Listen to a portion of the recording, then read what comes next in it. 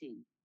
We are pleased to be given this opportunity to brief the National Portfolio Committee on our Provincial Business Plan 2020-2021 and how the province has incorporated the district development model into provincial work related to human settlements, water and sanitation.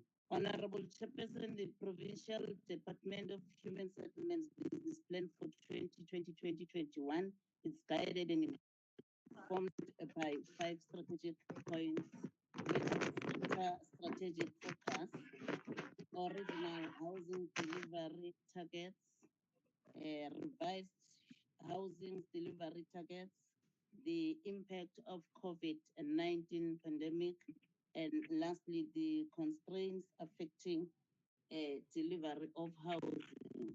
Further, the Provincial Department Business Plan derived its existence from Chapter 2 Bill of Rights of the Constitution, Section 26 of the same Constitution requires the state to take reasonable legislative and other measures with its available resource to achieve the progressive realization of everyone's right of access to housing and to ensure no one is evicted from their home or has their home demolished without an order of the court made after considering all the relevant circumstances.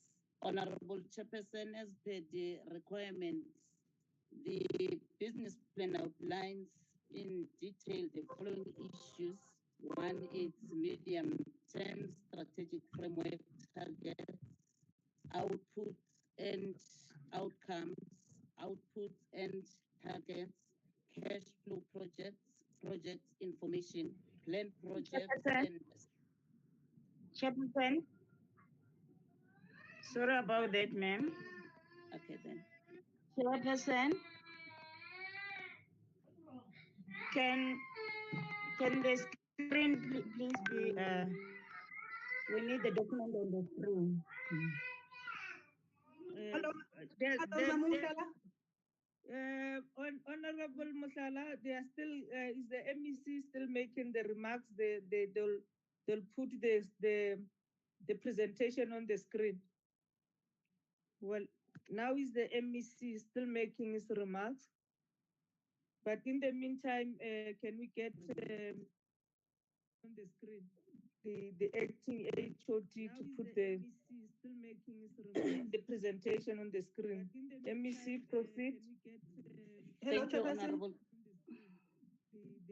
Yes. Hello. Can I have the name of the person going to present? MEC, proceed. It's Dr. Nkosi, the acting HOD. Oh, okay, thank you. This brief will provide the Portfolio Committee on Human Settlements, Water and Sanitation with progress made by the department in contributing towards the DDM 1 District, 1 Plan, and 1 Budget for consideration and support. With your permission, Honorable Chairperson, I will allow the acting HOD to present both reports to the respected Portfolio Committee. Thank you. Thank you, MEC, HOD.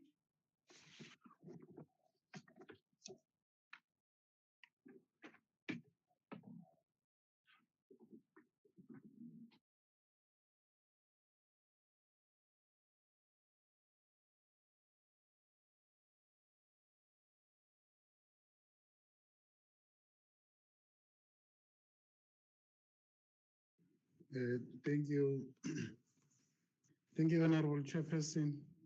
Greetings to a good self, the Deputy Ministers, Honorable Deputy Ministers present, the Honorable Members. Chair, I have shared the presentation. I'm not sure if the Honorable Members can see the presentation. We can see it, Chair. We can proceed, HOD, we can see it. With a beautiful rising sun. Thank you, Yes. Honorable Chair. Like the Honorable MEC has indicated, Honorable Chair, my name is Dr. Nkosi. I'm the Chief Director responsible for Integrated Human Settlements Planning, currently serving as the Acting HOD for the Department of Human Settlements in Mpumalanga. Chair, the presentation, would like to table this presentation before the Human Settlements and Water and Sanitation Portfolio Committee. We are basically going to take the portfolio committee through the business plan. It's a summary of the 2021 business plan, and then also how we are as Mpumalanga contributing towards the district development model. Chair, for that reason, our presentation is divided into two parts, part one being the business plan, part two, then our contribution to the DDM model. Chair, it's quite a long presentation, but I'll try to run through it without necessarily compromising the quality of the presentation. Chair, that is the outline where we are basically going to give what is the focus of the department, what has been the approved business plan, the revised business plan, and then we'll start unpacking the business plan, the performance, and then HOD, can you wait? Honorable members, can I request that we mute our mic because it's affecting the sound of the HOD. We cannot hear properly. Please mute your mic, honorable members. Proceed, HOD. Thank you, Honorable Chair. I was saying, Honorable Chair and Honorable members, the first part of the presentation will deal with the strategic focus areas, and we're going to then indicate what has been the content in the approved business plan for the 2020-2021 financial year, and then also give a summary of the revised business plan following the budget cuts. We're then going to unpack what the business plan entails, the performance as at the end of July. We've chosen end of July, Honorable Chair and members, because it was following the introduction of alert level 3 when we started delivering on our expectations. But because of the COVID-19, there's a recovery strategy and acceleration plan that has been adopted by the province, and the challenges that are affecting our plan going forward. And then we're then quickly going to take through the portfolio committee on what is our contribution towards the district development model, which is led by COGTA in the province. And then obviously we'll then indicate what are the projects that we think should find expression in the DDM. And then those are some of the issues that we'll outline before we conclude and make recommendations to the portfolio committee, Honorable Chair. Honorable Chair, the purpose, as we've said, as we've indicated, is basically to give a summary of our 2021 business plan. We are saying that our business plan, our business plan for the 2020 financial year is indicating what are the sector strategic focus, what were the targets, the original targets for the current financial year, the revised targets, how the COVID-19 pandemic has impacted on our deliverables, the constraints that are affecting service delivery. Then again, part two, which is again, like I said, when as part of the purpose of this presentation, outline what is our contribution to the DDM, the one district, one plan, one budget. Honorable Chair, I'm very much aware that the honorable members are familiar with where we derive our mandate as human settlements. I'm not really going to waste the time, Honorable Chair. We can confirm, Honorable Chairperson and honorable members, that our business plan is informed by the provisions of the Division of Revenue Act. There are certain minimum requirements that our business plan is supposed to comply with, and we can confirm that the National Department has approved our business plan in the province, having complied with the minimum requirements in this regard. Honorable Chair, and then I'm taking you to slide 8, there we are unpacking what our business plan really it entails to say we are going to look at the MTSF framework, but obviously looking at the targets for the current financial year. Our plan basically deals with the priorities to say in this as our strategic focus. We are going to accelerate the upgrading of informal settlements in the province using the upgrading informal settlements program. Also, we're using the IRDP, which is an instrument to invest in the 16 priority human settlements areas that have since been declared by the minister within 10 municipal areas in the district chair. We can confirm that there are out of the 17 municipalities in the province, 10 municipalities have been identified, and within those 10 municipalities, we have what we call priority human settlements and housing development areas. Our business plan, which also our focus obviously in our business plan is to make sure that we invest in public spaces, ensure that there's a provision of social services and amenities. Honorable Chair, we know we're not a Department of Housing, but our mandate is to ensure the creation of integrated, sustainable human settlements. So for that reason, we need to make sure that social amenities are also made available or constructed in the settlements that we're establishing within our province. I think as part of our strategic focus in the business plan, Chair, we also want to try by all means possible to allow the citizens of the province enter into the mainstream economy by addressing issues of ownership, but also we are very much aware that there are residents that are interested in rental housing opportunities, and our business plan does address that. Honorable Chair, we have taken note of the directive by the National Department of Human Settlements to say we need to place emphasis on the rapid land release program. So we are going to indicate that we're going to be servicing sites so that at least we make this land release, rapid land release program a possibility.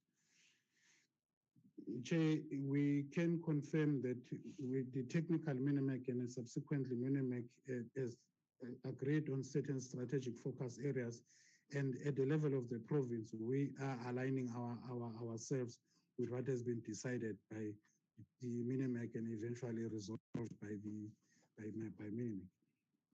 Now, Chair, the slide 10 gives a summary of the business plan. We're saying out of the budget that has been allocated to the department of 1.8, that was the original budget. Our targets for the current financial year was to deliver 4,245 housing, low-cost houses, that is normally called RDP houses. Service 3,726 sites, but also accommodate the gap market, your middle income earners through your finance-linked individual subsidy program. Our target for the current financial year was 100. And then as part of the rental stock or rental accommodation, we are planning to deliver 136 community residential units. And also to allow our citizens enter into the mainstream economy by making sure that issues of security of tenure are addressed. Our intention is to deliver 7,835 title deeds. Chair, this is the original approved business plan, 2021 business plan. And the next slide, slide number 19, indicates that because of the need to contribute towards the COVID-19 relief fund, we have experienced, just like any other province, cuts in our budget allocations. We have seen a reduction in our budget to the tune of 114 million, which then leaves us with 996,000. And also our targeted restoration grant saw a reduction of 25.1 million. And then we're also then left with 13 million. Sorry, I think I must apologize, 966 million from the HSDG. Now, from this, Chair and honorable members, I'm sure you can see that the targets were clear targets on the servicing of sites. On that first column, the servicing of sites, the top structures that wanted to deliver using the different instruments, the bulk infrastructure projects. which are mostly a certain percentage of the budget allocated to the province is being used towards that 2% that is, but also the provincial government has availed a portion of the equitable share towards the bulk infrastructure and sanitation projects. So those are our targets, Honorable Chair and members, and the budgets. You can see that with the revision in our budget to fund to contribute to the COVID-19 relief fund, our targets have since been revised, and the third column indicates exactly what are now the revised targets and indicate what is the extent of the reduction that we've experienced. Now, Chair, to try and unpack the business plan, we are indicating to the Honorable Chair and members that we are, as Mpumalanga Province, establishing integrated sustainable human settlements.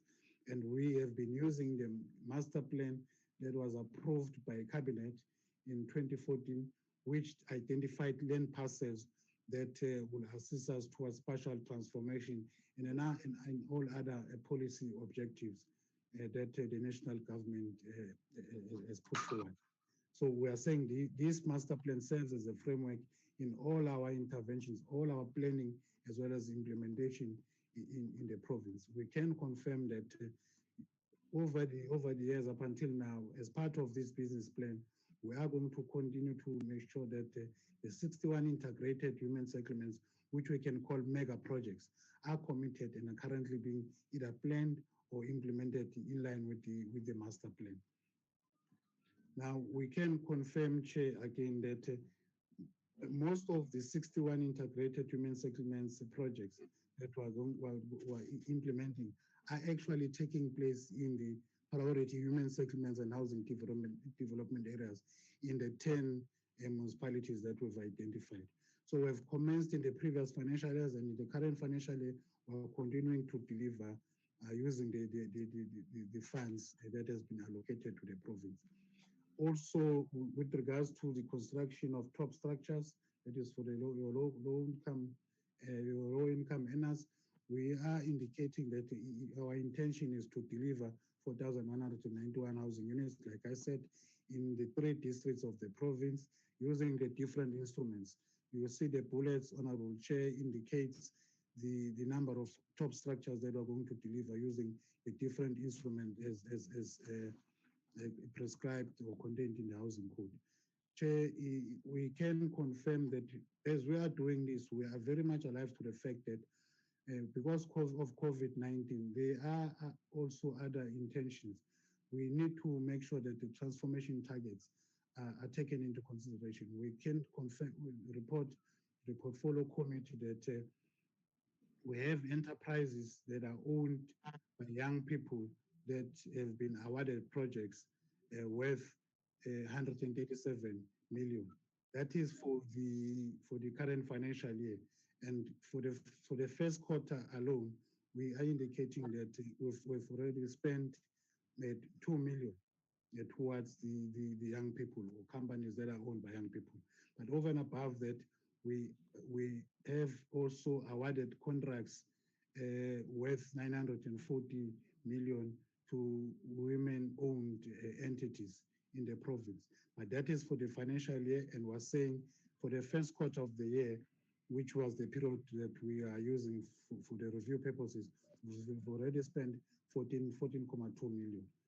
Chair, we are further also indicating that our business plan is not just about the top structures and creating new integrated sustainable human settlements in the province, but what is important is the revitalization of the distressed mining towns. So we are using the HSDT in the business plan or the funding allocated to the province to upgrade the infrastructure in the distressed mining towns, but also the equitable share that the province has made available in this regard. And our focus is mainly on the upscaling, the upgrading of informal settlements. And the majority of the informal settlements in the province are in Malahleni as well as Stiftwood. Yes, we do have other informal settlements in other mining towns like your Tabacheu, and there is attention that is being given to them. We're just emphasizing that the bulk of the issues or informal settlements are actually in Kangala, where Steve Stewart and Malahleni are located. Here we're then giving a breakdown of the projects, because we do not want just to say we're going to save 3,426 sites in the three districts without really indicating where we're going to be delivering these sites. So we've indicated the name of the project, where is it located, what is the target for the current financial year.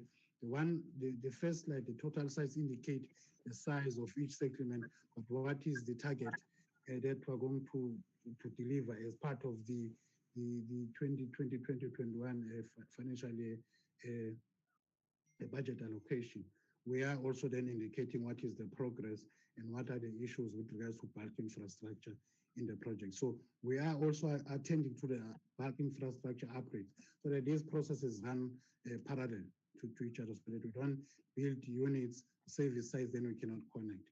So we are very addressing issues relating to bulk infrastructure. So again, slide 15 gives a really clear indication of the projects, as well as the extent, the location, what is the status of the project. Then again, the under Ihlanzeni. So slide 14 will give an indication of projects in Kangala. Slide 15 is projects under Khwetsibande district. And then slide 16 and 17 gives an indication of the projects that we're going to deliver sites on under Ihlanzeni district municipality. Chair, these are the layout plans or pictures. They are showing layout plans of the projects that I was referring to. So the first, on slide 18, you can see Steve Chwete, Roundabout Kwazamaguhle. Slide 19 is in Khwetsibande, your ML on Kondo.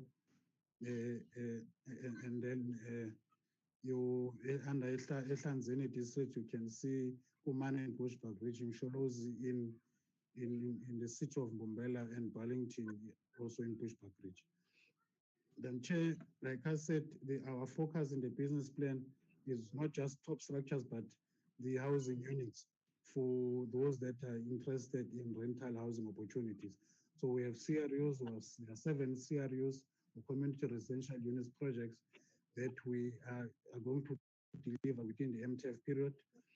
But we can indicate, Chair, that with the outbreak of the COVID-19 pandemic, we have experienced a reduction in allocation, and we are indicating that 20 million has since been deducted from the initial allocation of 77 million, which then leaves us with only 57 million. So we have since adjusted our targets so that they are in line with the budget that has been made available. So for this purpose, for using the existing resources at our disposal, we are going to be able to deliver 136 units within the current financial year. Now, Chair, again, we can confirm that we are going to be building social amenities. There are 3 projects that we're currently implementing, and luckily these were not affected by the reduction in allocation. Now, over and above that, Chair, the security of tenure, which is very important to us, we can indicate that we are in the process of delivering 3,200 title deeds that have since been registered. We're in the process of delivering these to the rightful beneficiaries. Over the years, we've delivered title deeds, but in this current financial year, we also have targets out of the 13 million that is available to make sure that we deliver title deeds to the rightful beneficiaries. So the tables, then, Honorable Chair and members, are giving an indication on the pre-94 and post-94 program, which is a title deeds program. And then it also gives an indication of the target using the revised budget for the current in the current financial year for the projects that fall under what we call the current projects, that is under the title deeds program. We can report, Chair, that there are challenges, and we've put a very clear plan on how to address those challenges. The challenges relate to township establishment processes that were never finalized, like the opening of township registers and proclamation, issues where the municipalities have been,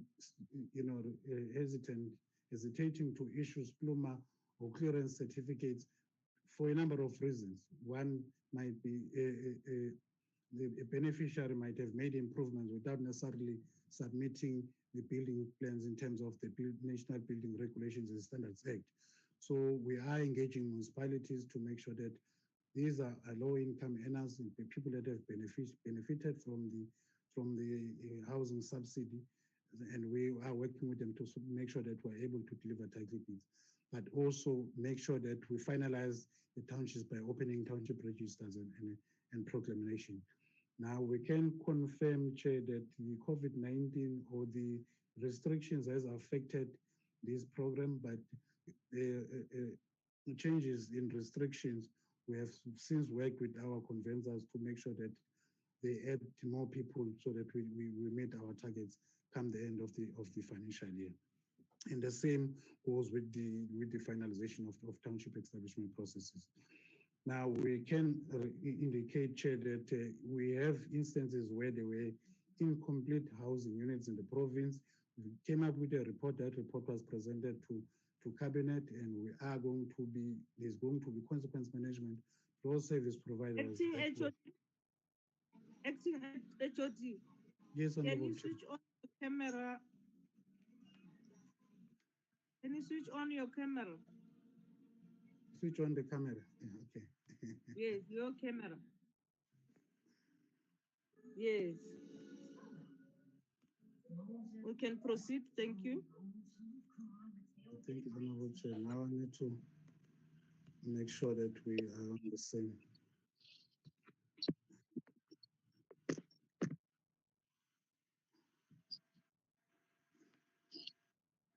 Chairperson, can you still see me and the presentation?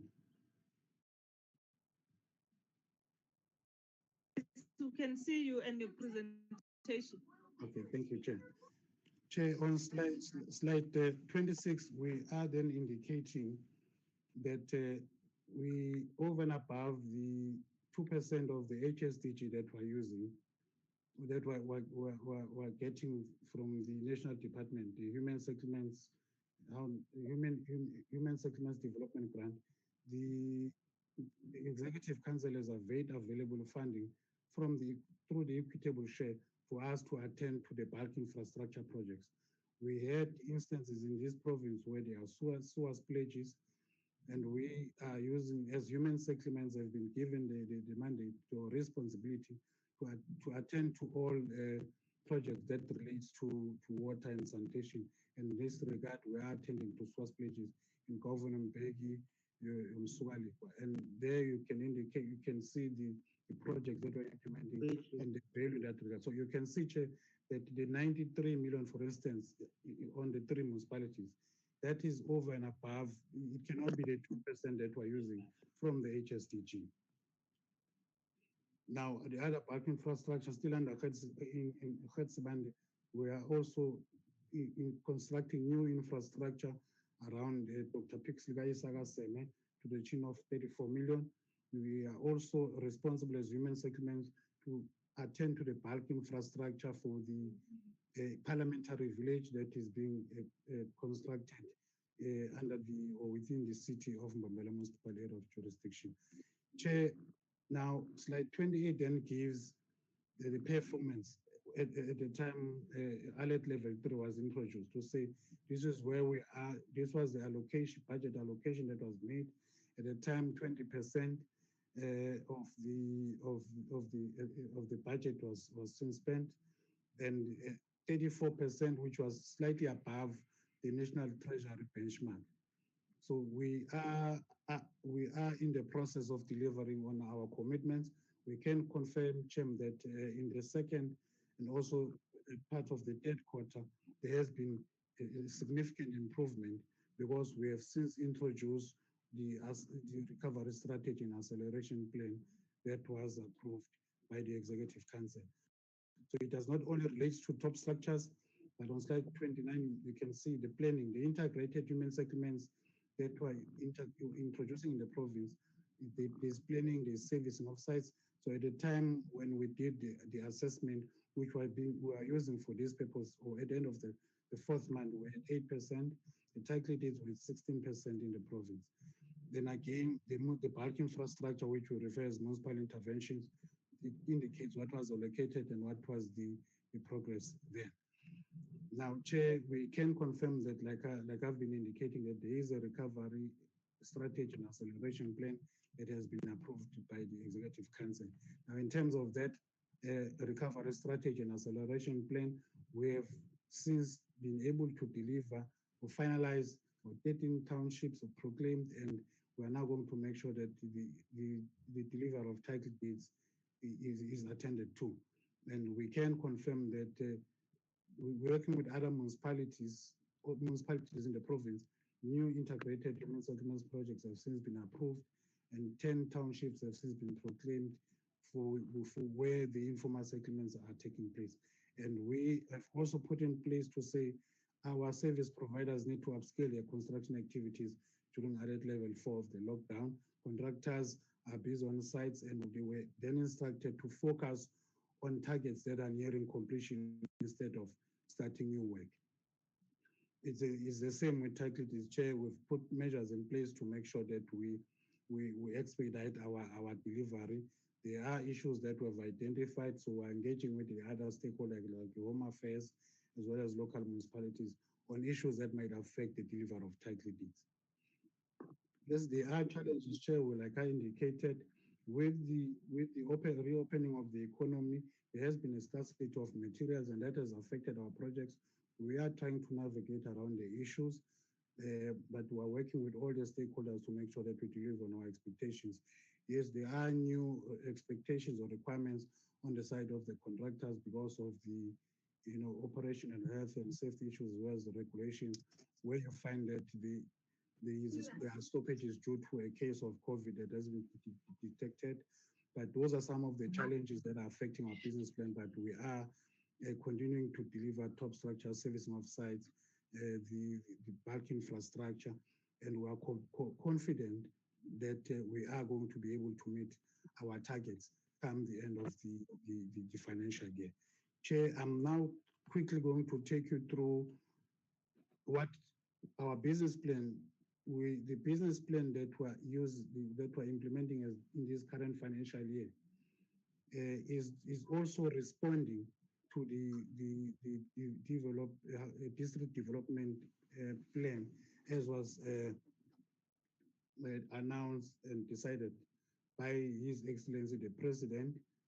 Honorable Chair, what we would like to indicate to this portfolio committee is that before the plan, the one district, one plan, one budget was adopted. In the level of the province, we, like I indicated earlier on, we are using the master plan, and the master plan has assisted us to address a number of issues so that we respond to the policy objectives or constitutional imperatives insofar as the human settlement is concerned. We are indicating that 14 integrated human settlements are already being implemented, and 33 of those are still undergoing planning. So all in all, we are going to have 47 integrated human settlements, but that does not then include the informal settlements, because all in all, then we end up with 61. But we would like to indicate to the portfolio committee that with this master plan or the integrated human settlements and the upscaling in the upgrading of informal settlements, we are over the MTSF period going to be able to deliver 149,000 housing opportunities. But Chair, that was the instrument. We're using the master plan as a human settlement delivery instrument. Now, if you look at slide 39, it basically shows the different stakeholders. You have your economic development, your Department of Agriculture, Environmental Affairs doing something else, COPTA doing something else.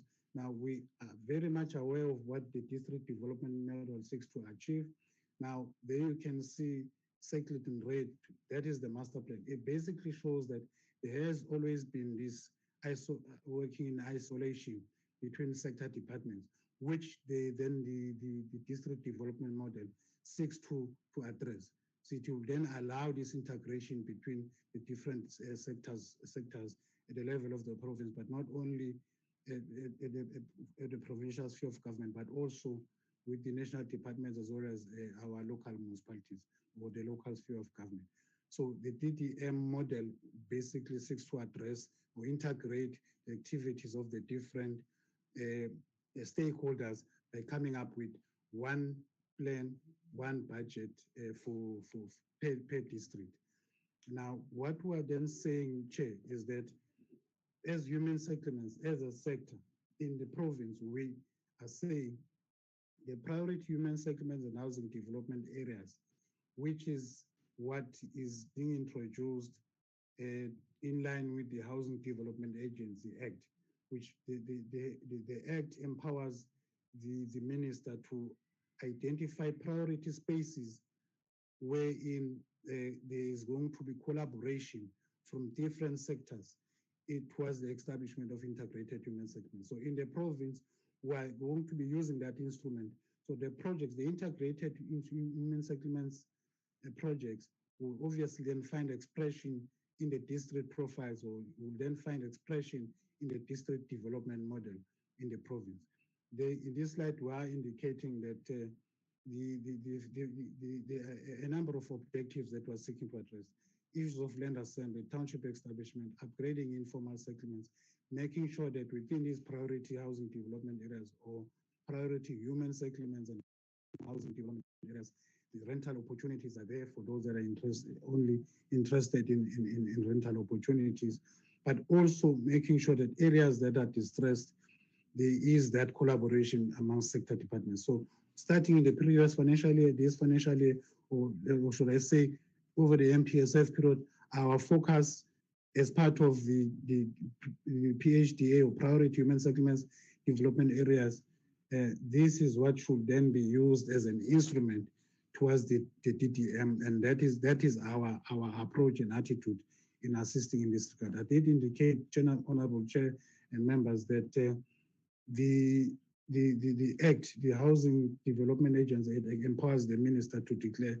priority housing development areas, and we've engaged with local municipalities, and municipalities' full council set and resolved in favor of areas where they want to see these integrated sustainable human settlements taking place within priority human settlements and housing development areas, where all the sector departments will be coming in to make sure that there's an impact without necessarily being all over the place, without really being focused.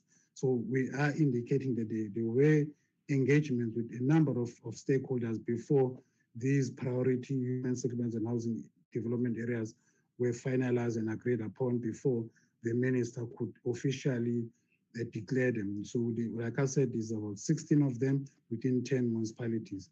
And the municipalities, I think I will indicate that we have Bushbuck Ridge municipality, Ngomazi municipality, the city of Mbombela municipality, Tabacho municipality. Those are in Etlhanzane district municipality. So these municipalities, the PHDAs that we've identified, will then find expression in the DDM plan for the Etlhanzane district. In Nkangala, you have Steve Chwete, Emalahleni, Tembisileani, and Dr. J.S. Moroka municipality. So the plans that in there will then find expression in the district development plan or model. And again, in Khetsebande, the focus is Msugalikwa as well as Govenberg municipality. So those are the 10 municipalities where in this priority human settlements and housing development areas are taking place. And it is these projects that, with these priority spaces, that will then find expression in the DDM. So these slides, Honorable Chair and members, are basically indicating the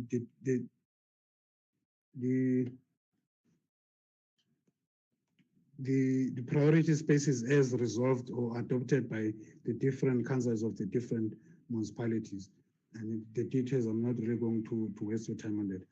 Then, Honorable Chair, we are confirming that we are aware as a province that Cabinet has taken a decision that this district development model, like I said, as announced by His Excellency the President, is the instrument that we need to use as for intergovernmental collaboration in the delivery of a number of not only human settlements, but all government initiatives in the province. We are aware that the There are ministers, deputy ministers that are acting as district champions in the province, and we're aware that there has been engagements, and we can confirm, Honorable Chair and members, that the Department of Human Settlement has since seconded senior officials to serve in the district development model technical teams.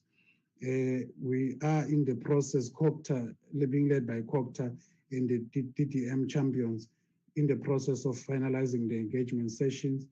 And then eventually we're going to have this one district, one plan, one budget. And we are saying our approach, these priority human settlements and housing development areas that will that eventually find expression in the district profiles, because we already have district profiles. We know what are the socio-economic or development issues in each district, and that is the information that is contained in the district profiles. So our approach is in line with the resolutions of the district development model workshop that was held on the 13th and 14th of February early this year, and which was chaired by the Honorable Premier of the province. So, Honorable Chair, we are aware of the strategic priorities for the 5-year period, and we have since, obviously, with the guidance of the National Department of Human Settlements, know exactly how we need to respond to these priorities. At that level of detail, Honorable Chair, I'm not really going to go into that detail.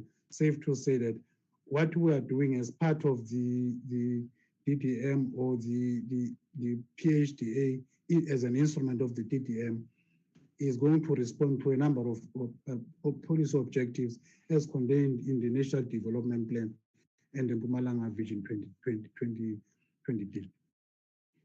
Chair, we are then indicating to say, for us to monitor our performance, we have clear indicators per the different instruments. Yes, there are going to be changes. The directive that were since been informed of is that there's going to be bias towards the servicing of sites. We're still going to be building houses for the elderly, the child-held households, the disabled. But our focus was, like I said earlier on in the presentation, is going to be on the delivery of service sites to allow those that want to build houses for themselves to build houses. But also within these priority human settlements and housing development areas, allow that there's an increase in rental housing opportunities. So in this slide 51 gives a baseline of where we are, what we seek to achieve during the MTSF period. Now, the next slide, Chair, indicates projects that are already being implemented as part of the business plan, but also responding to the district development model. These are mega, what I can call catalytic projects. That these are projects that then should find expression in our plan that will eventually be put together, where all sector departments are going to be collaborating so that we respond to all the challenges that we normally refer to. So we are indicating, Chair, that there are 14 integrated human segments. We are busy implementing them. There are new 47 integrated human segments. These informal settlements, there's about 98 informal settlements in the province that are going to upgrade to level 3 come the end of the MTSF. But for the remaining period of the current MTSF, we've identified 5 informal settlements that are going to upgrade to level 3. So even issues of your rental housing opportunities, so your social amenities, all of these issues, these are the projects that then we regard as catalytic projects in the district profiles. And this slide then shows what are the budgets that we're looking at. It is not necessarily talking to the plan for the current financial year, but it shows what budgets are required, the different stakeholders that are going to be involved in making sure that our planned deliverables become a success. Chair, then again, this slide indicates that there is going to be 3 different district development plans, the 1 district, one plan, 1 budget. But we are in the process with us being assisted by the district champions and COCTA in putting together, and other sector departments in putting a one plan for the 3 districts in the province. Now, Chair, as I conclude, we wish to maybe obviously focusing on the business plan itself, the 2021 business plan. We are saying that it is our considered opinion as the province that we are going to be able to meet our targets come the end of the financial year. We've put measures in place. The recovery strategy and acceleration plan does address exactly that. We have since engaged with our service providers. They know that what is expected from them. So we need to then, expedite or speed up the delivery of could it be the construction of top structures or the servicing of sites, but just as important, that the bulk infrastructure projects, those are also attended to, especially the source pledges around Khatsibande. So we have clear plans that will address these challenges. Now, with regards to the district development model, Chair, we are saying yes, despite the challenges that are affecting the sector, we can confirm that a lot has been put together to using the master plan towards the delivery of integrated human settlements. And these integrated human settlements within these DDM plans are not just going to be somewhere out there, but these are going to be initiatives that are in close proximity to areas of economic opportunity. With this bulk infrastructure project, we're going to make sure that the project implementation readiness pipeline is confirmed so that it does not affect projects. And also in the process, working with the other sector departments, because the ESCO Lehotla in the level of this province has taken a decision that all sector departments must then come up with sector plans towards the delivery of the social amenities in all the integrated human settlements projects that the Department of Human Settlements is introducing. As I'm saying, Honorable Chair, as the province, Department of Human Settlements, we are then using the priority human settlements and housing development areas as an instrument of the district development model. Now, Chair, we can then indicate that all the different stakeholders are aware. We've since written to different sector departments indicating exactly our plans as human settlements, and it is all of our concerted effort that will assist towards the delivery of this a successful district development model, in terms of which we're going to have one plan, one budget per district. It is our commitment, Chair, and we are more resolute as a department that over the MTSF period, or maybe even beyond, but starting this current financial year, using the resources that have been allocated to us, we are going to be able to eventually deliver a spatially just and transformed spatial space economy that ensures equal access to all of this province. Chair, now I can conclude by requesting that the portfolio committee notes and give guidance on issues that relates to the 2021 business plan, meaning the revised, obviously taking into account the adjustment in budget as well as the delivery targets, the progress which then sort of becomes the baseline for the first quarter to say where we were at the end of the fourth month or end of July of the financial year, how the COVID has affected the performance on the business plan, and the acceleration plan that we have since crafted, and that plan has been, deliberated upon and adopted by the relevant authority at the level of the province. But most importantly, Chair, note the contribution that we're making towards the one district, one plan, and one budget, which is led by the district champions and COCTA at the level of this province. We don't want to appear as if we are the leading department in the deliver on this envisaged DDM model, but we are saying using the resources available to this department and the instruments that we're already using, especially the priority human settlements and housing development areas, our contribution as a sector in this model is definitely going to be a success with your support, obviously, and guidance. Honorable Chair, I think I'll end there for now.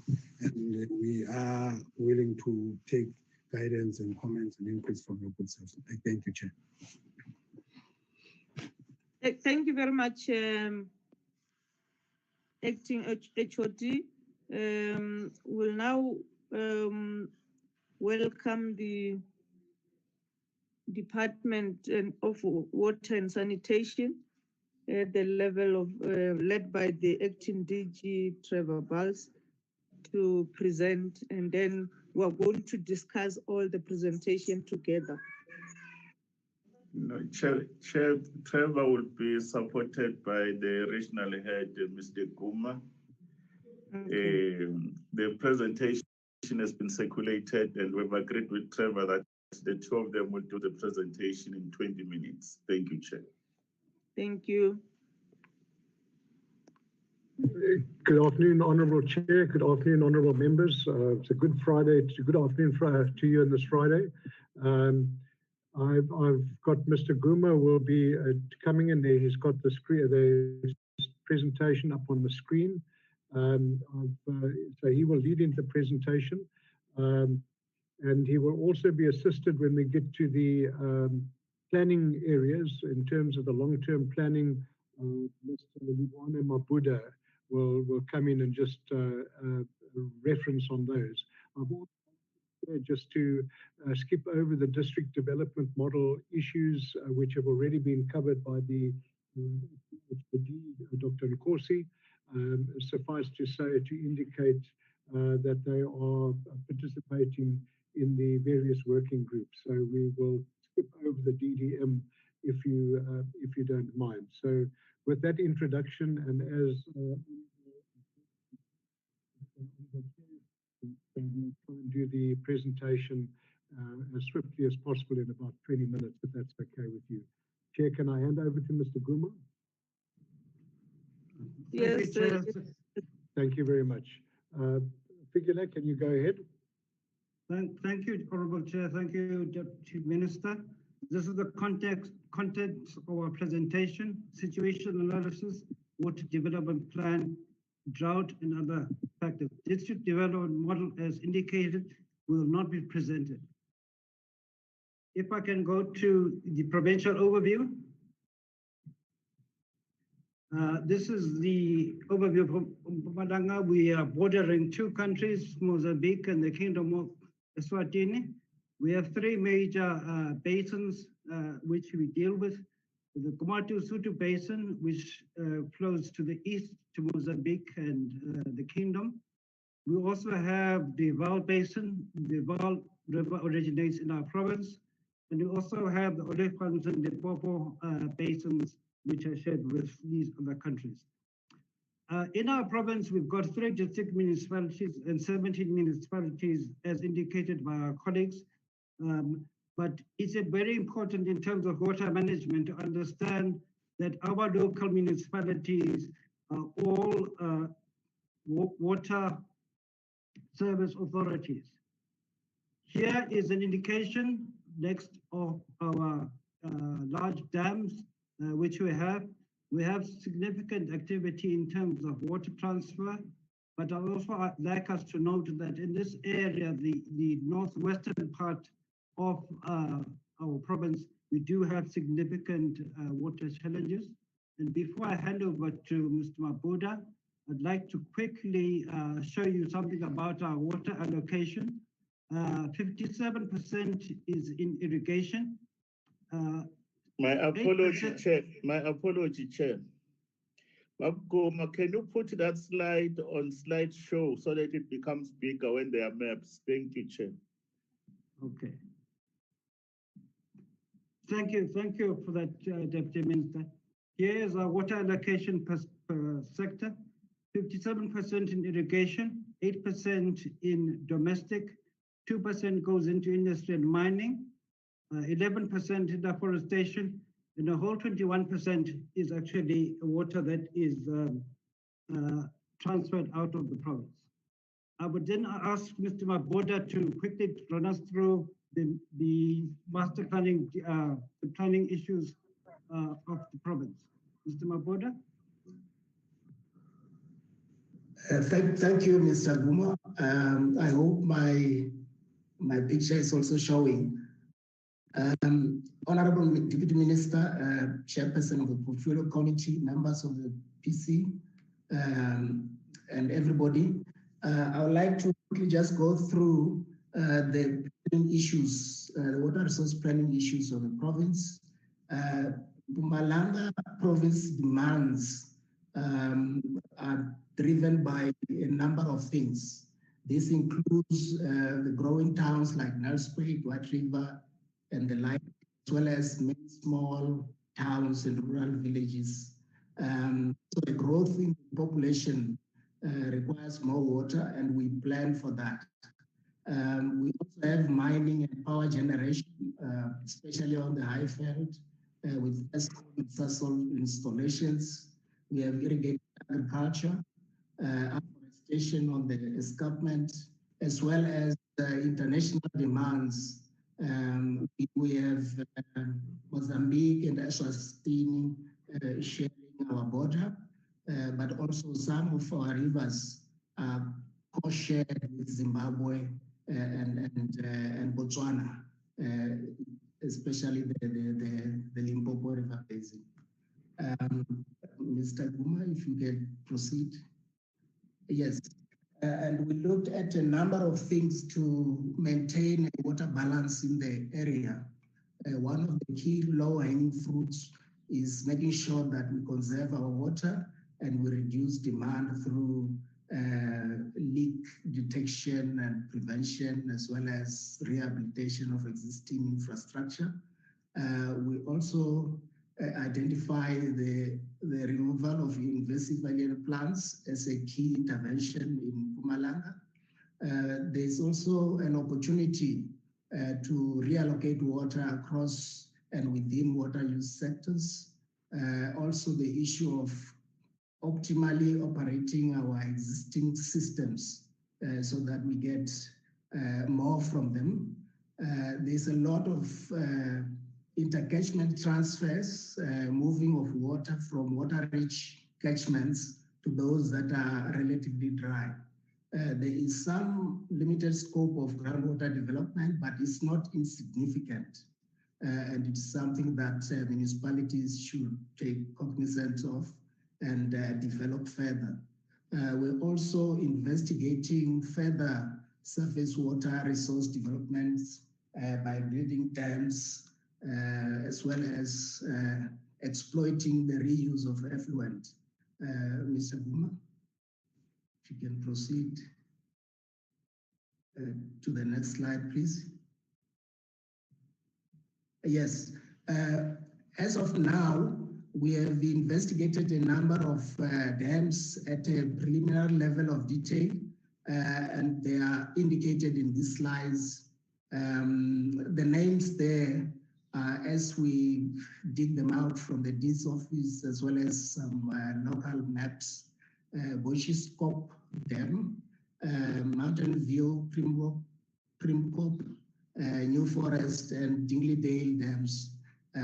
These will be narrowed down to one most optimal dam site that we can then evaluate at a higher level of detail.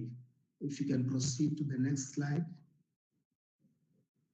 Yes, with the preliminary analysis that we have done, and here I just show the results associated with an economic parameter that we look at the unit reference values.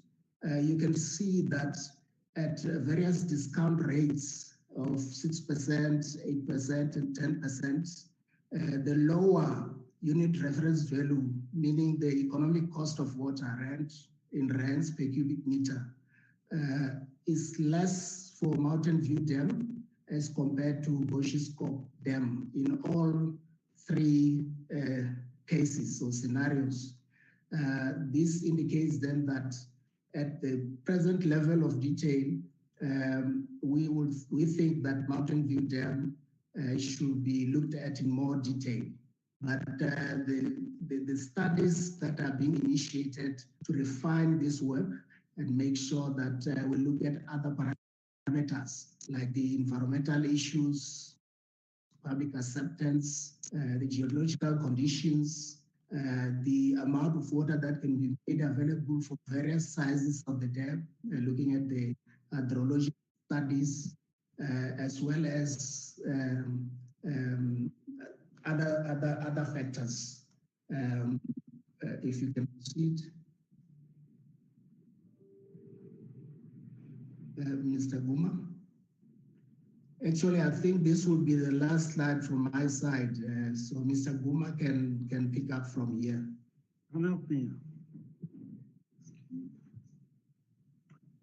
Okay, thank you, Chair. I'm just having a little trouble with my slide. How do I move it? Okay. Thank you, Chair. Here we can show you the provincial perspective in terms of water services. We have a coverage of 89% availability of water to households and a backlog of around 10.8% with regard to the availability of water. With sanitation, the picture's a little bit grimmer. We have 51.8% of households with access to sanitation. 45.2 have got the VIP toilets, and there's a 3% backlog which we have to cover. I would now like to move to the wastewater issues, which are dominant in Mpumalanga. We've got 77 wastewater treatment works which are managed by municipalities, another 14 by public works. Water treatment plants, we have 91 managed by municipalities, and we monitor these on a quarterly basis.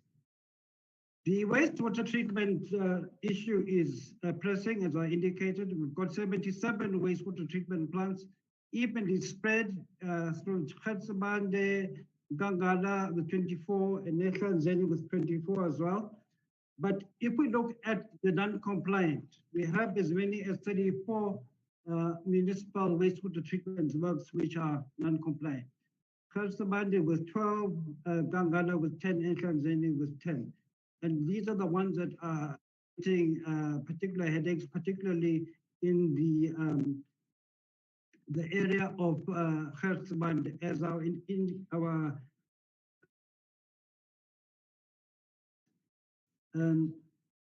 these are the common reasons for non-compliance. I think we'd have seen those before. With regard to the water services and sanitation planning framework, very briefly, we do have a single module which we use for planning purposes, into which we feed information on planning needs. There is a write-up on it. It's a national integrated system, for which there is a website which can be referred to.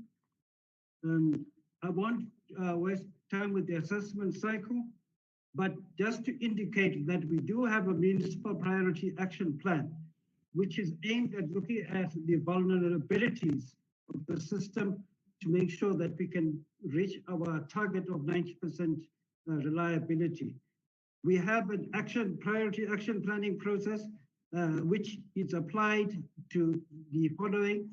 The priority district municipality is NSFAS, where we're looking into assisting these listed municipalities. And furthermore, the interministerial task team has listed the following municipalities as priority municipalities. So we're looking at where we can assist them in this process. If I move to the vulnerability index, you can see that in 2017, this shows a difference between 2017 and 2018. There was a slight improvement in those years, but the provinces is not yet all in the green. We want it to be all in the green. If we look at the issues which are arising, it is less like revenue collection, financial asset management, then we come to water resource management and water conservation and demand management. So these are all the factors that we have looked at in terms of assisting our municipalities.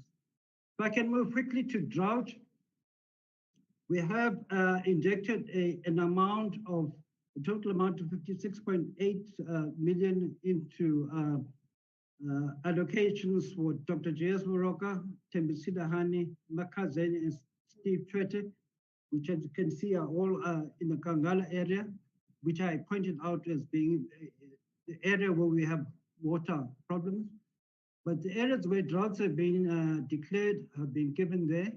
We have recently, in June 2020, had to put in restrictions on the crocodile system, the Gwinnett Dam, which serves Mobeda, Sabi system, as well as the lower Kawachi, and the Kap River, which services Babaji.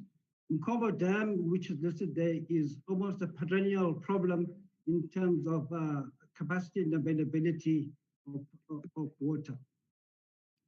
I will quickly leave out the interventions, but largely we are finding that in Kangala, we are dependent more and more on equipping boreholes to provide water because of the lack of surface water. Chairperson, I think Deputy Minister indicated that we should be quick. Here we have a summary of our COVID interventions. These interventions were as a result of discussion with our colleagues in COGTA so that the MIG funds could be reallocated to help us respond quickly to the COVID pandemic. So this was where Tanzania and Kangala, as indicated, lot more boreholes to be drilled and supported. Similarly, in Khersabande, in last year's a distribution of the water tanks, which we provided by DWS as part of the COVID-19 intervention, where we were assisted by Rand Water to establish and place these 600 tanks. The district development model I will not go into because I think our colleague Datin Gosi has covered this very well and thoroughly in his contribution and presentation. I just want to indicate the projects which are in the pipeline. Northern Sigazi, we're having to build a 23-kilometer pipeline that is still in planning stages. Then we have Emalahleni bulk water. Emalahleni, as you know, has grown tremendously in the last 10, 15 years, and we need to increase the amount of water available there. Low scope bulk water scheme, this is to ensure that Tembisile Hani local municipality has a steady supply of water, which it doesn't have to share with other municipalities. Right now, it's a bit of an open in that it depends on other municipalities to share their water with them. Then we have the Western Highveld bulk water scheme, which is going to try and increase the amount of water available to the Rust Venta. Here, lastly, are the allocations for, the regional bulk water services infrastructure grants. We have a total allocation of 1.2 billion, and we have transferred 286 million so far as of the 5th of this month. Expenditure is about 24%. It is lower than we anticipated, but that has been affected by the COVID-19 shutdown. We then have a quarter performance targets. We're generally on target with what we'd expect to be in terms of our projects. It is only one project which has a slight hiccup, and that is in the area of Sbange, where one phase had to be stopped because the contractor had poor performance. In Likwa, we're still waiting appointment of a implementing agent to assist with the sewer project which we're doing there. Lastly, let me take your eyes to the schedule, the details of the schedule. If you look on this page of the project details, I would like you please to note that the Lekwa Water Services the 2 million, the outflow sewer, the liquid water supply, are all in a process of being put into place after the implementing agent has been put into place. I think you will note that our colleague from Human Settlements has shown that liquid is really an area where there's a need to assist with the sewer. Similarly, in 6B as well, in Govan and Beki, and also to some extent, Steve Church, we were trying to beef up our interventions. Lastly, Chairperson, there is Roykopen with the sewer upgrade. Roykopen is also in the town of Lekwa, where we are trying to do our best to assist with the wastewater programs there. With that, I think I can wind up my presentation at this stage. DG? Honourable Chair, thanks, Vigila. Honourable Chair, that's the end of our presentation. Thank you very much. Chair, we managed to keep less than 20 minutes. Thank you. Thank you very much, DM and your teams. And again, thanks to the MEC and the HOT from Mpumalanga. I'm going to allow honorable members to interact with the reports as presented. On the gadgets, there is a 3-dotted where you can press and you'll see where it says raise your hands. You can raise your hands there, or on the participants. So I want to take this opportunity to welcome members, to allow them to ask or to interact with the presentation as presented.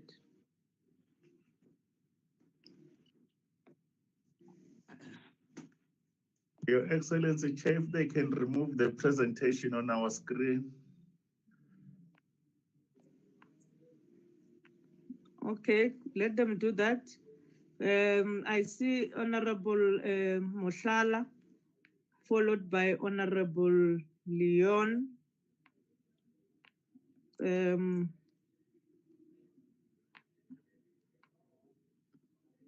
Yeah, let's proceed. Honorable Moshala.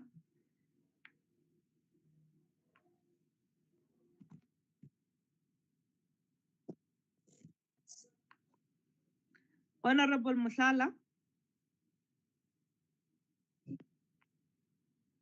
Thanks so much, Chair. Oh.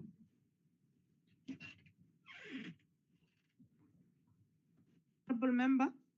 Chairperson. Okay. Honorable Member, can you remove your logo behind you? This is exactly what I'm doing. Okay. Proceed, Honorable Member. Yeah, no, thanks so much, Chairperson. My first question, I will start with the human settlement. My question is,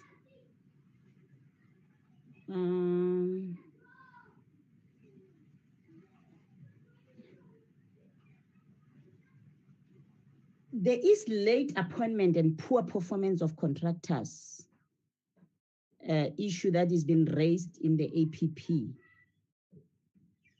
And then it results in the slow delivery of housing units. So my question is, what are the primary causes of the late appointment and poor performance of those contractors? And the other question, Chairperson, is that one of the key risks identified in the APP is the inadequate beneficiary management and the potential for illegal beneficiaries occupying houses. So what is the current status of verified beneficiaries on the HSS, and is there currently a backlog? Chairperson, when I look at the incremental housing program subdirectorate, the one for the one target for 2020 and 21 is sitting on 0 units completed under the People's Housing Process units in informal settlement. So why is there no plan of the number of units for completion in 2020 and 2021? Same applies to the farm worker housing assistance, is also sitting on 0. What are the reasons for these targets? Chairperson, with regards to the issue of water and sanitation,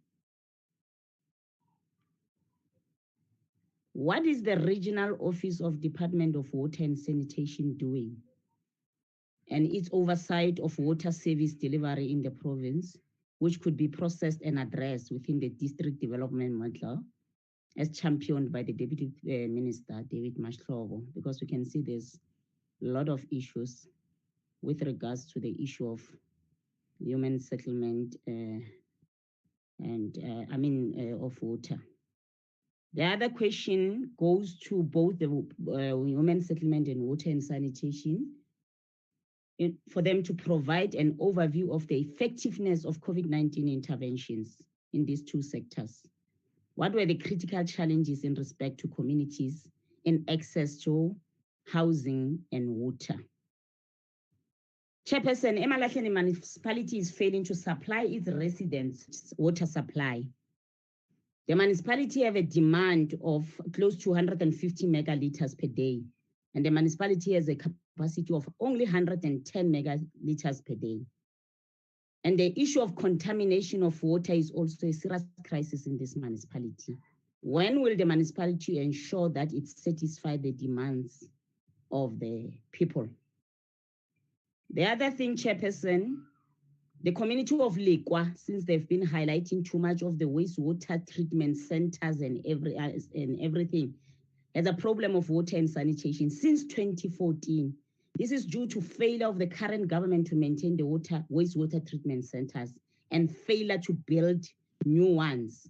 You go to Governbeki, there has a problem of sewage system and no flushing toilets at all at Nganini, Ward 16 and 32.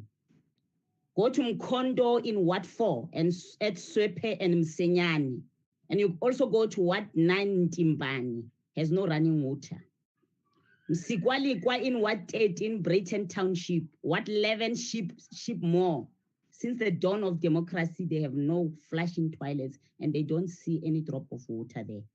You go to Emalahleni, Ward 25 has no running water and running flushing toilets. Mpompela, Ward 22 at Binari, there has also problems with water. Bushbuck Ridge, Lilydale, Kildare, Ward 26, they are having a problem of water as well. And Justicia and Huntington, Mabahule, Ward 25, the villages were forever dry since the dawn of freedom. All villages rely on buying water from Waterkan. That cost 400 for 2,000 liter. And that is for those who can afford. What about those who are living below the belt of poverty? The same applies with Tabachwewi in Ladenburg. I can't mention, it's a lot.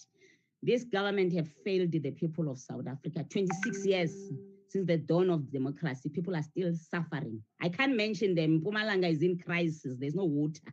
There's no sanitation. The issue of housing is a problem in Mpumalanga. So my question is, when is the government, your government, the NC-led government, going to solve these issues through the Department of Water and Sanitation? Thank you.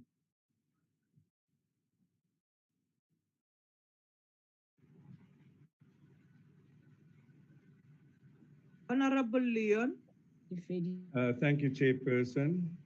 Chairperson, I would like to thank both the presentations. Thank you for bringing those reports to this committee. I would just like to ask 2 questions for water and sanitation. I want to find out on the backlog on water and sanitation delivery to households.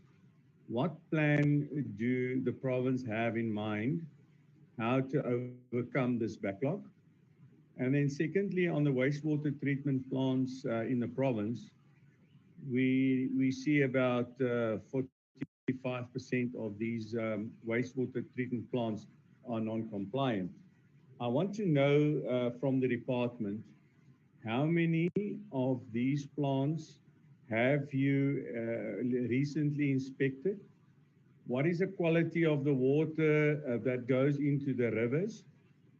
Because we sit in this country with a problem that these wastewater treatment plants, they are polluting our groundwater, our rivers, our streams, and we are not doing anything about it.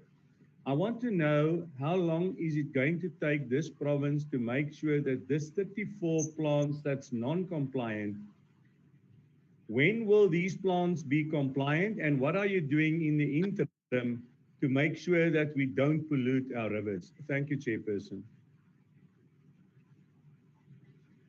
Thank you very much, Honorable Leon.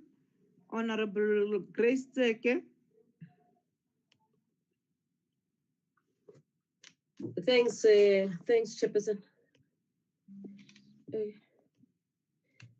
Thanks, Chairperson, for the presentation, and let me also thank the MEC for Human Development in the province for projects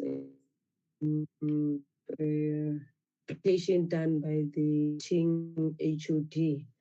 Person one, let me start with the issues concerning water in the province.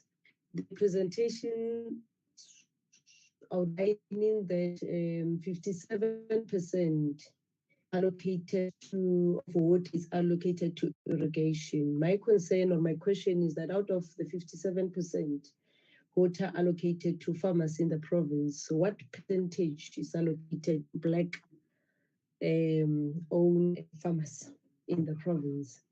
And secondly, as much as they're getting a lot of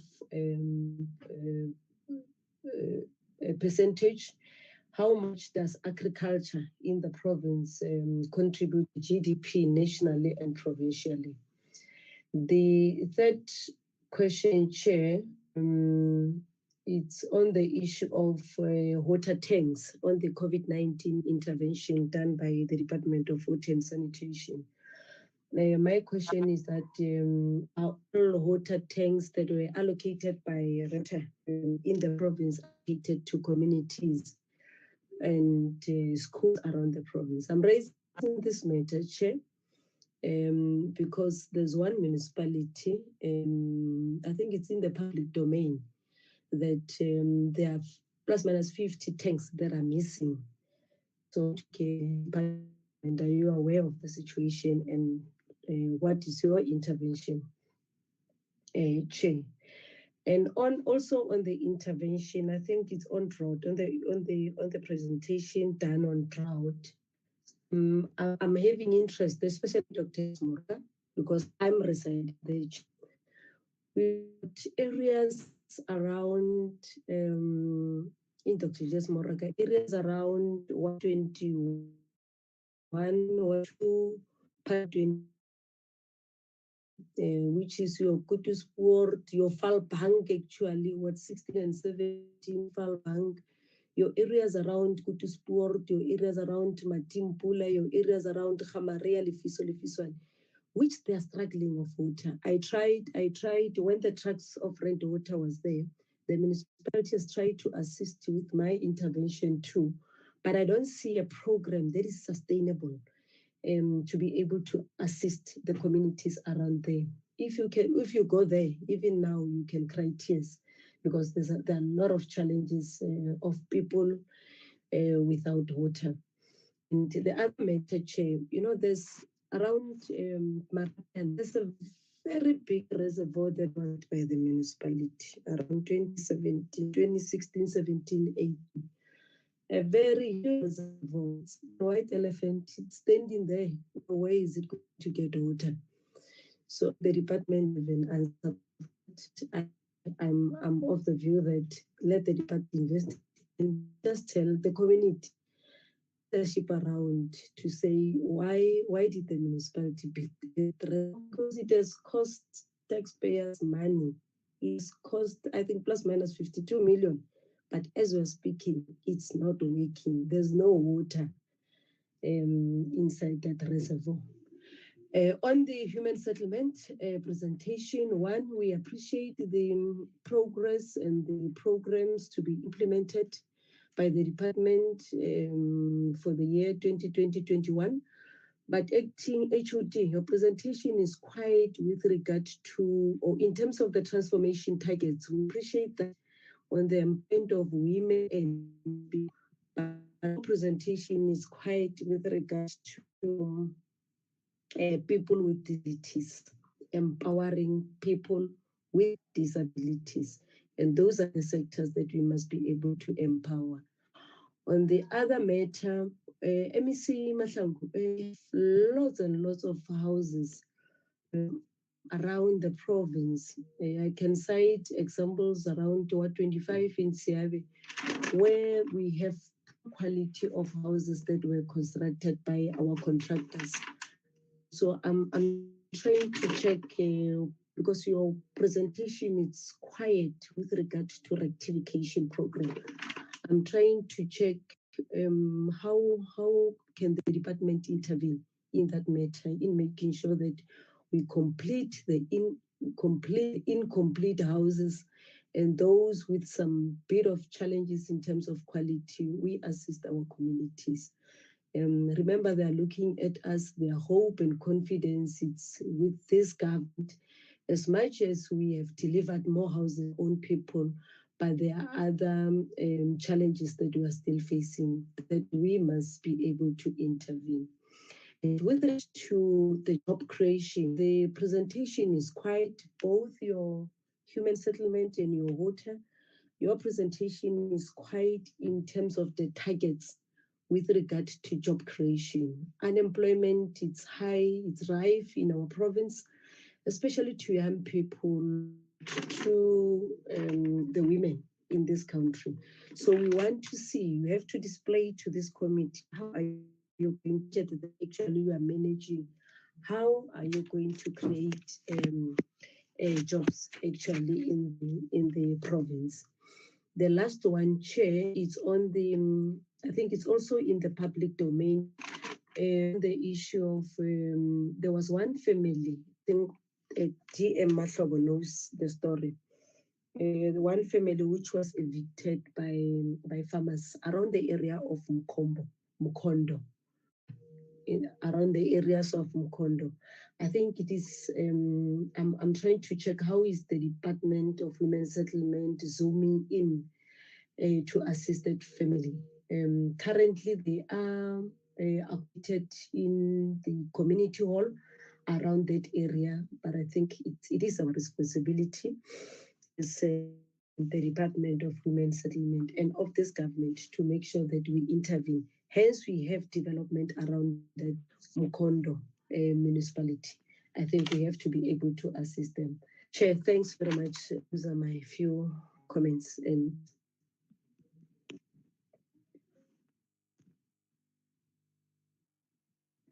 thank you very much, Honorable Zeke.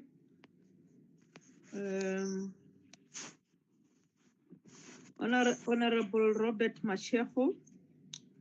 Those that have spoken, can you lower your hand? Chairperson, thank you, Chair. I just hope that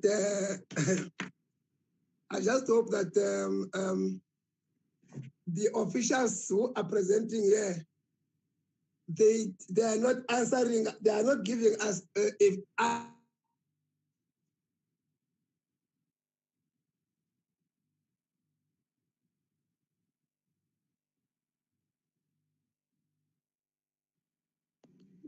We've lost you, Mashego. Honorable Mashego. Okay. No, but it's keep on saying I'm muted by the host. Okay.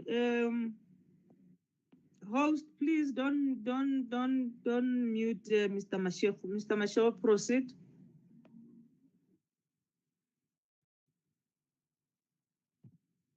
Hello, oh my God. We can hear you. Proceed. Okay, thanks. So I was saying, listening to the presentation, there is things that are too good to be heard, but if it is true, we must give thanks to that. But let me just ask questions, more especially starting from the human settlement. Human settlement, I know that in Mpumalanga, you have got quite a lot of MK or no military veterans that are residing in your area. And you only plan to build 17 houses in the financial year that we are talking about. And I know that you can move from Libombo, cross Libombo, you go to Osuk, you go to Eswatini, Mbuzini, Timbawati. That's the area where our people used to cross into these other areas. And we have got quite a lot of MK members there, not only MK, but military veterans that are residing there. You're only planning to build 17 houses. I know you rely very heavily on military veterans department, but I think 17 is just not good enough. In your title deed, you have given away quite a lot of money on title deeds, even the one prior 1994 and post 1994. And part of the work that we have said is that we wanted to give these title deeds away to their owners because it gives quite a lot of confidence to our people if they've got their title deeds. Your plan is even wanting to work downwards. I don't understand why. Chair, on the you have spent 20 million rand in Bombela on human settlement only to build parliamentary house. And the communities have not benefited from this 20 million rand. They only built. Why did you do that? Is it very of importance to you to build parliamentary houses as compared to houses for the people that need houses? You are not telling us there, Chair, that in Mpumalanga, I know you have quite a lot of traditional leaders. One of them is myself. We are struggling with yourself with land. You are not telling us what is the problem of that you are envisaging, that you are encountering in the land issue, and what is the plan to deal with that. It is, and I think it's for that reason that you are planning. There is only one area going to build houses. It is in Bellington, and I know where Bellington is, and it might be where Member Mutala is talking about because there are by-elections there in 126. Member Mutala, and she was there. I've seen her. She campaigning. That's why she's talking about that area. And it is the only area you are talking about. And the whole area of Bushbuck-Ridge, you can go to Engine Court, Xanthia, Mariti, and all the area. People that does not have houses there, but you only want to build in Bellington only. I don't understand why. Chair, in water, or let me just finally in human settlement, you are talking about the smart city post apartheid, but in these areas where you want to build these houses, it's only in areas of towns, your Khertsibande, your Emalahle areas. You are not planning to build in our rural areas where our people are still. You see, there are people in our rural areas who have not seen what democracy is all about. You can go to areas like Belfast, Belfast on the other side of Ranzekile. They don't even know where town is. And you are not planning to build something to that particular town. On water, Chair, you are saying you are giving 57% of your water of Mpumalanga to irrigation. Are they paying for this water? If they are, what is the turnover of the money that they are paying? Because you are only giving people 8% of your water. Otherwise, you're giving 57% of water to irrigate. And I know, I'm not saying irrigation is not big in Mpumalanga. There is. You can go to your keepers hall, you go to all other places where you will get plantations. But 57 is too much, and our people does not have water. And where there is water, I know there is no reticulation by the municipality. So we still have got people that are lacking in terms of water. Chair, just as an emphasis, I grew up in Bushbuck Ridge, where I'm staying in an area called Zanthia. There is no, you are talking about your sanitary sanitation, your toilets and so forth and so on. In that area, there is no toilet. It's either you dig yourself, it's a pit toilet, or you go to the bush. And you are not, in your categories here, you're not talking about those areas where any Zanthia, you can go to Engine Court, you go to area, you go to Mary People Stream, you go to Role, you go to, there are, so on, so there is no toilet whatsoever. There is not, a possibility of a sanitation does not exist. It's a pit toilet. Even your, what you call your VIP toilets are not even supplied in those areas. And there is no plan in your water program to want to put those particular toilets for the people to benefit out of those. And you want it, I can see that you want to deal with Marvel Jan.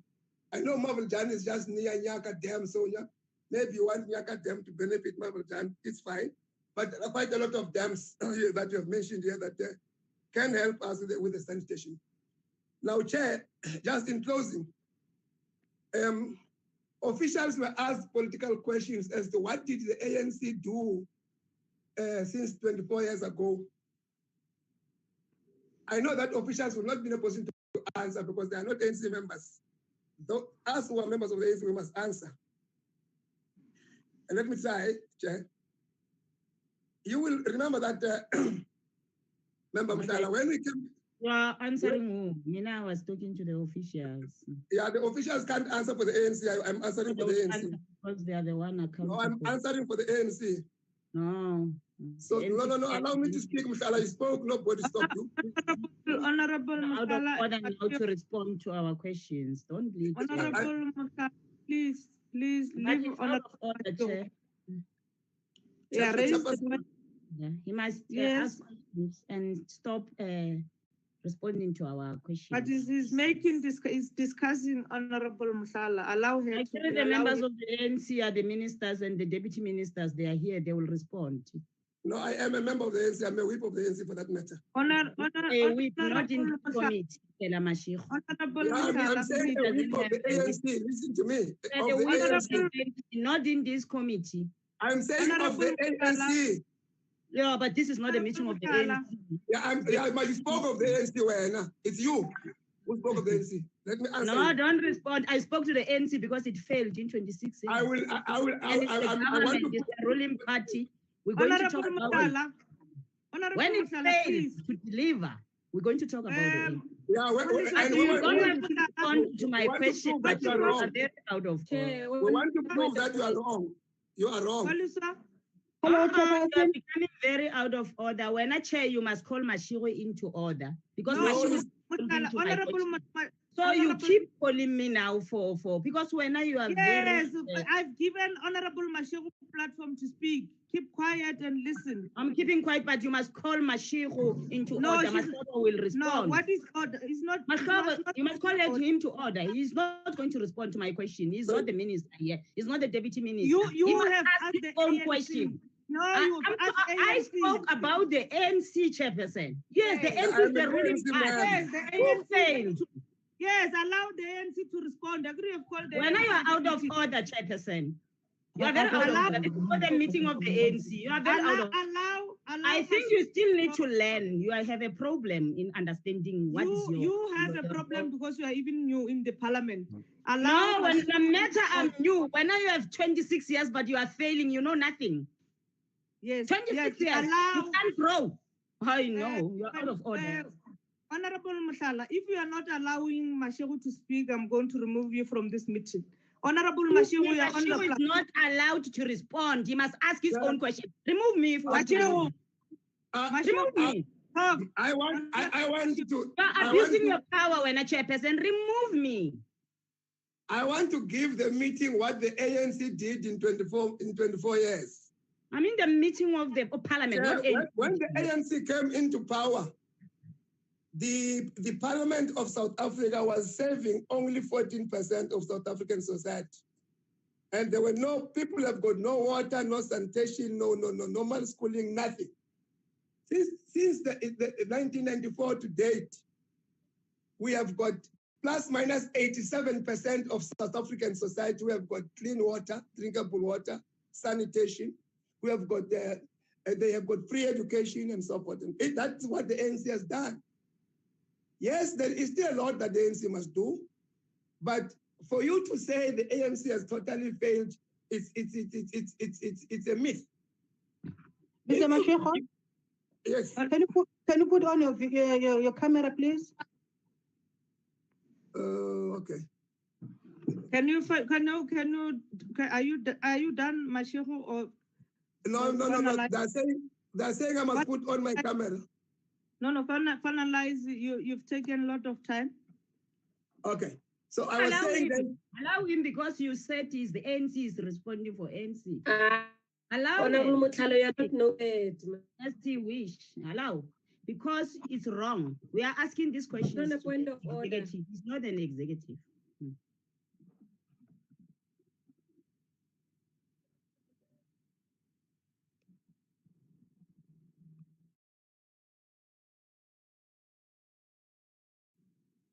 Honorable Mashego. We'll also respond next time. You must allow us to respond when they're speaking about the EFF. Because this Honorable is how Mashego. Yes, ma'am. Yes, proceed.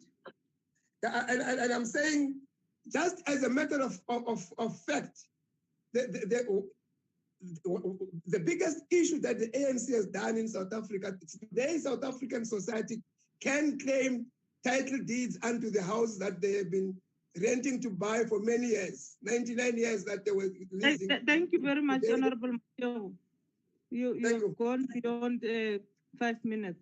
Let's get Honorable Powell. Thanks, Chairperson. I'd just like to say the presentation that's been sent to us today is really, it's really very full of detail, and I would just like to compliment the department on a really good presentation from the human settlement side. I think that this is the sort of substantive information that we like as a committee. So thank you very much for that. If we move to slide, I'm focusing specifically on DHS. If we move to slide 12, I would like to understand how many land parcels identified in Mpumalanga's Sustainable Human Settlements Development Master Plan back in 2013, as referenced in the presentation, have been transferred to the department or to municipalities for development. Do they have a number of land parcels that have been transferred? And then of the 61 human settlements identified in this plan in 2013, can the department tell us how many of the 61 have broken ground to date? Then on slide 13, and slide 13, I'm also referring to slide 29 and 30 because they sort of speak to targets just in a different sort of summarized way. The 4,191 housing units, are these all set to be completed in this financial year? Because one thing that I wasn't clear on is, for example, if you look at on slide 29, it says that out of the 1,234 UISP or service site projects, it's got a target of 8%. So I'm just wondering if 8% is those slides talk to the reduction, the percentile reduction, or if what the department is telling us is that by the third quarter, only 8% have been delivered on.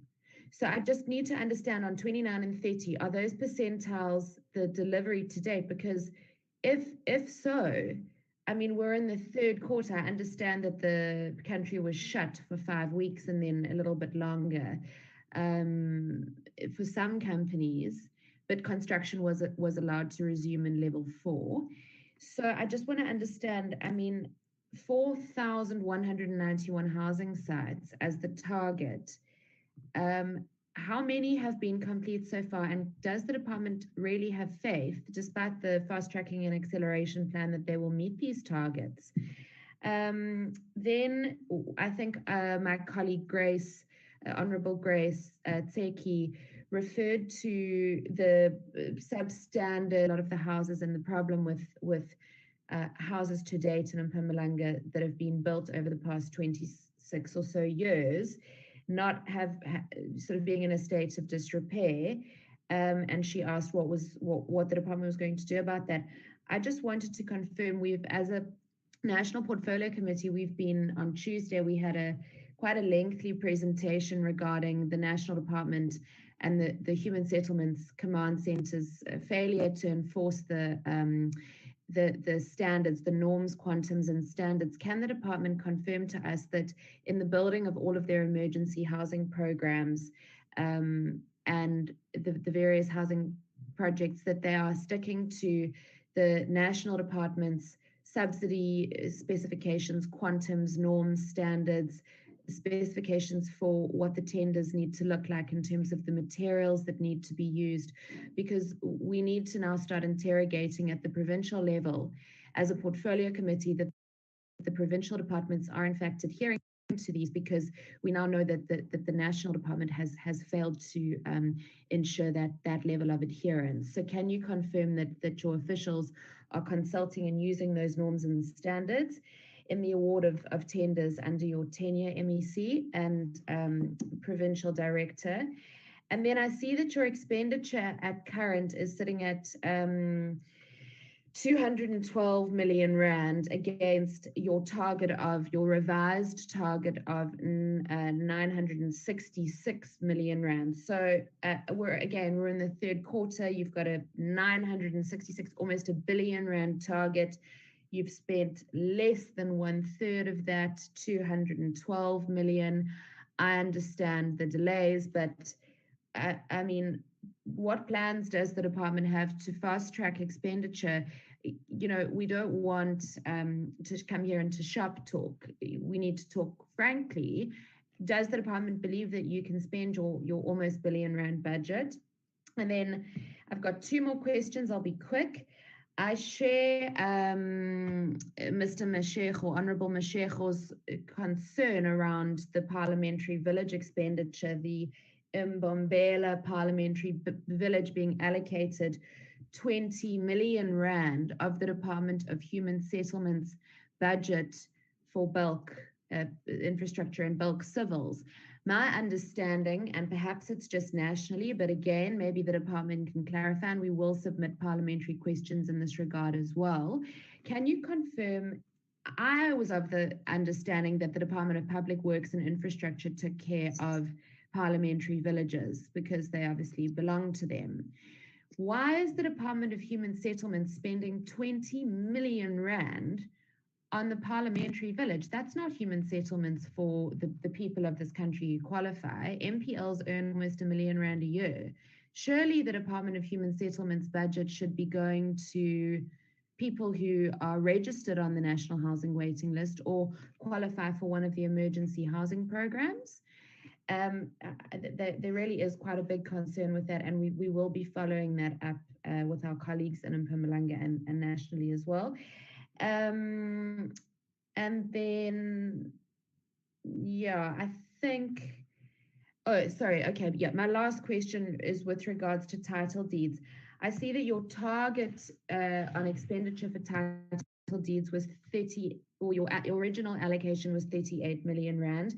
That has now been reduced by a staggering 25 million rand. You've now got 13 million rand, and you've reduced your target by over 4,100 title deeds, now down to 3,726. This question is an ideological and a policy position that I'd like to put to the department, to ask MEC specifically what your take on this is.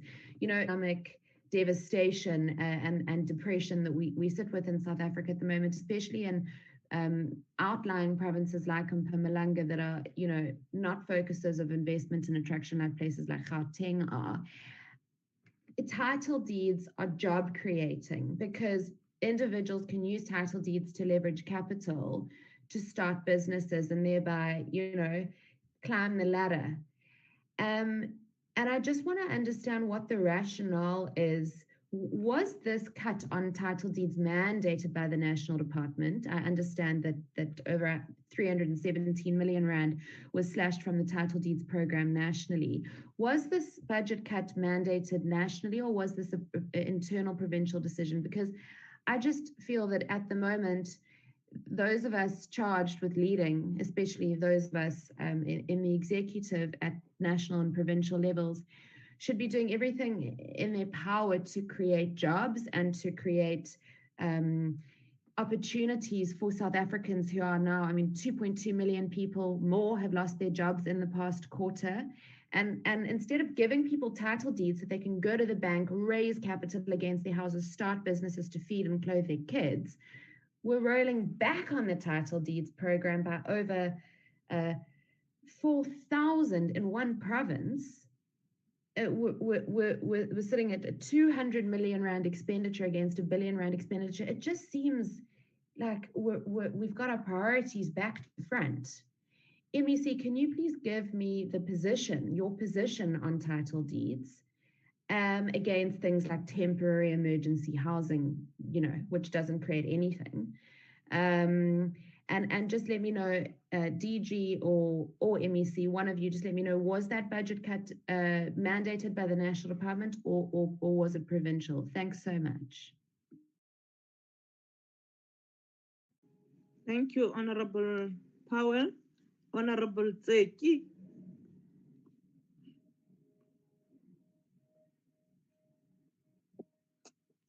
Honorable Tseki. Thank you, Chair. Jefferson, just two questions. The first one is, I'm not sure whether I've seen it correct, on the water and sanitation, water access, where it was said 54% has got water access. 54% that are having access to water, or 54% that have got access to sanitation. I missed that part. And then the other one. Camera, please, Mr. Tseki. My camera. Hey, and then I have a cap and that. Can I take my cap off and just do the right thing? Sorry for that. Is it now? We must now put cameras. Yes, Honorable Tseki, put your camera on because we are live on YouTube. Yes. Okay, let me make myself smart, Chair. Okay.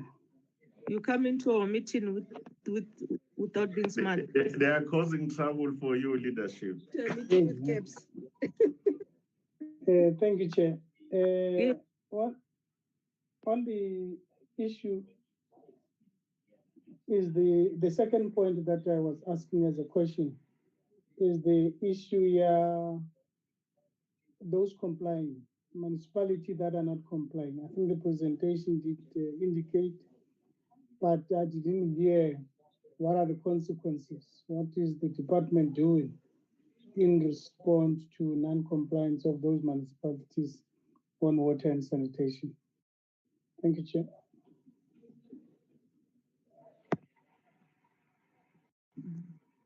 Thank you, Honorable Tseki. Honorable Sehlwai.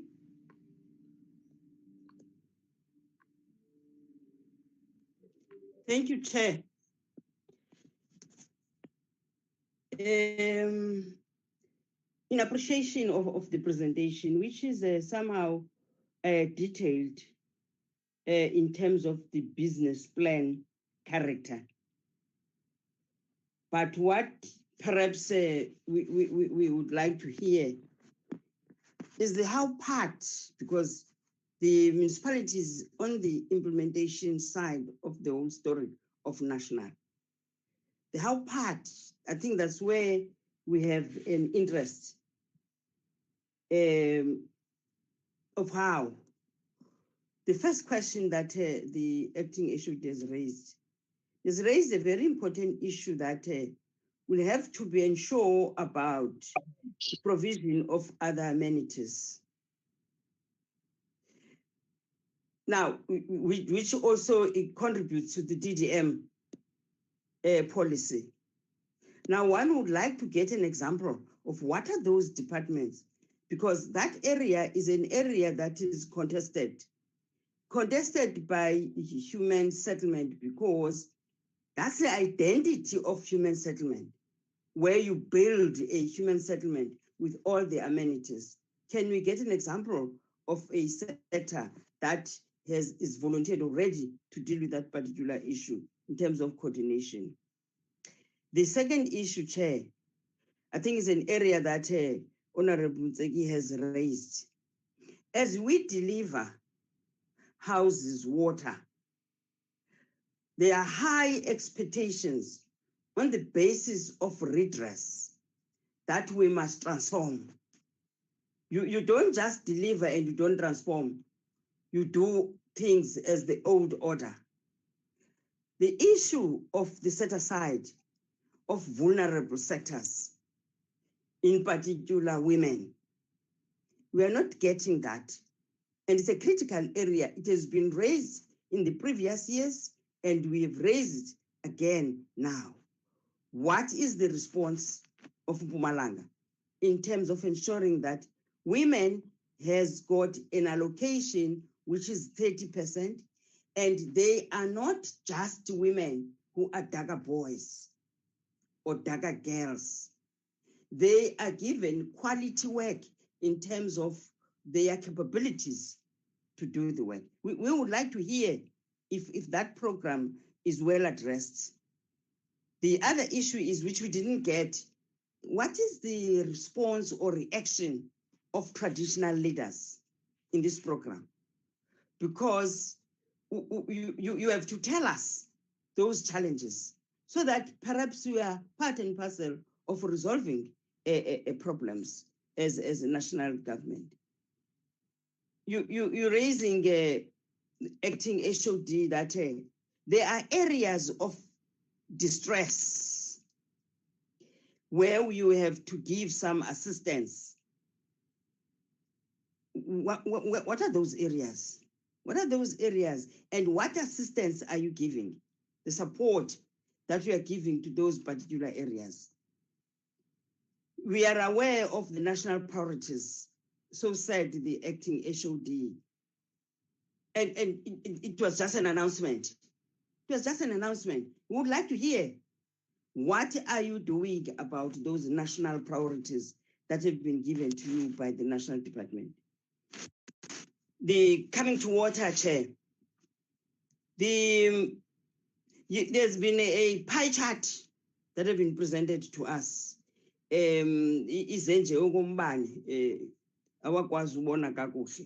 interest there is that it's a distribution of water to municipalities, to communities, versus the industries. Because as Honorable Mashako has raised, that there's an increase of the population in all the areas, in particular in Mpumalanga. And therefore, regardless of what was the percentage that was given to industries, now that there's an increase of the people, that should consider the people more. We would like to hear that, the percentage in terms of the water distribution. The issue of the water quality, we didn't get that well, but what we heard is that there are problems within the water schemes in the area. Now, that is a threat to the water that is given to the communities. What is that? And how are you dealing with that particular issue? So those are the few questions that I wanted to ask, Chair. Thank you very much.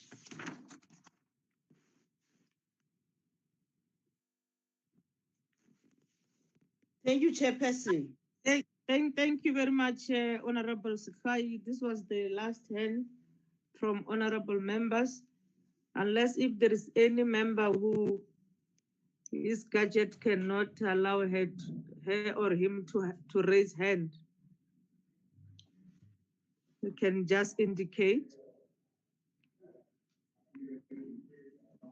Okay, this was the last hand from the members. Let me add the questions to the department and national department and to the province, both the human settlement and the water and sanitation.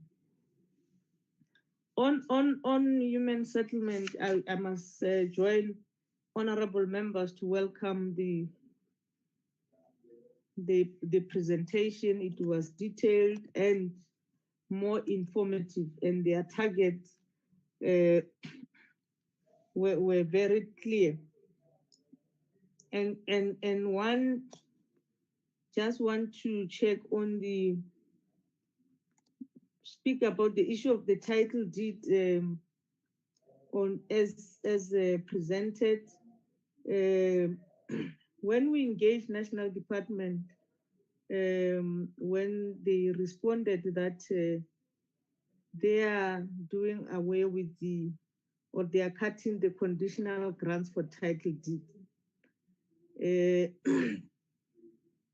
They've indicated that the grants came about in looking at the backlog to assist, and it was realized that the money is not the problem. The problem is how we handle issues. I just want to check with Mpumalanga that the cut of the conditional grants affected your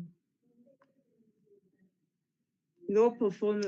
Is it not going to affect your performance, particularly because you are one of the provinces that is doing very well on title deeds, or the reduction of the budget reflect the performance or the reduction of the backlog itself?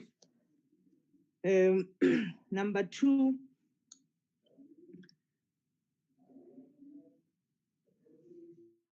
acknowledging the identified development areas where you're even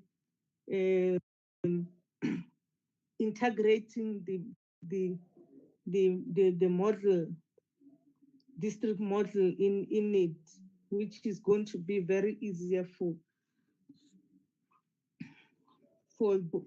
departments to, or for province to implement the one budget, one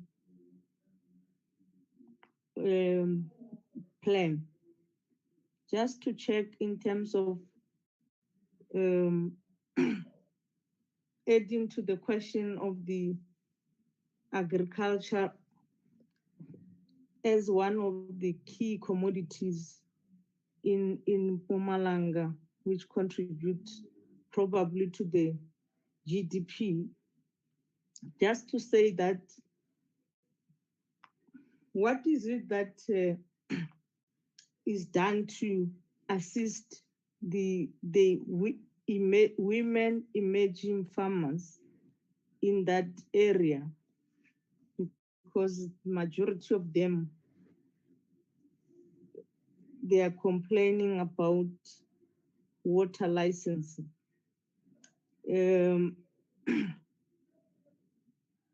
As you're going to develop these areas with all the department, are we going to see even the synergies that including water and sanitation department being part of those integrated, so that integrated planning, so that those areas that are obstacles at that level are being attended to. And I've seen that, I know that the National Department on Water and Sanitation, they've not presented, they've jumped that slide on district model, but I don't get it, how they integrated themselves as the department with that integration process of Mpumalanga, which we see the human settlement availing resources for the bulk when national department is its own competency and some of the municipalities. So I just want to check that one. The integration of water and sanitation in that master plan process of Mpumalanga, which is forward planning and encouraging integrated planning with all sectors in Mpumalanga. The water allocation, as outlined, the domestic use is 8%, and it said that you have 89% of household has clean water. Then there is a 10% of backlog, which is raised by Honorable Leon. And I want to just to add to say, do we have an action plan that speaks to that 10% backlog? Because it will be very important for the portfolio committee to then follow up that 10% that is still need to access water. We must be able to see the action plan and the budget to address that.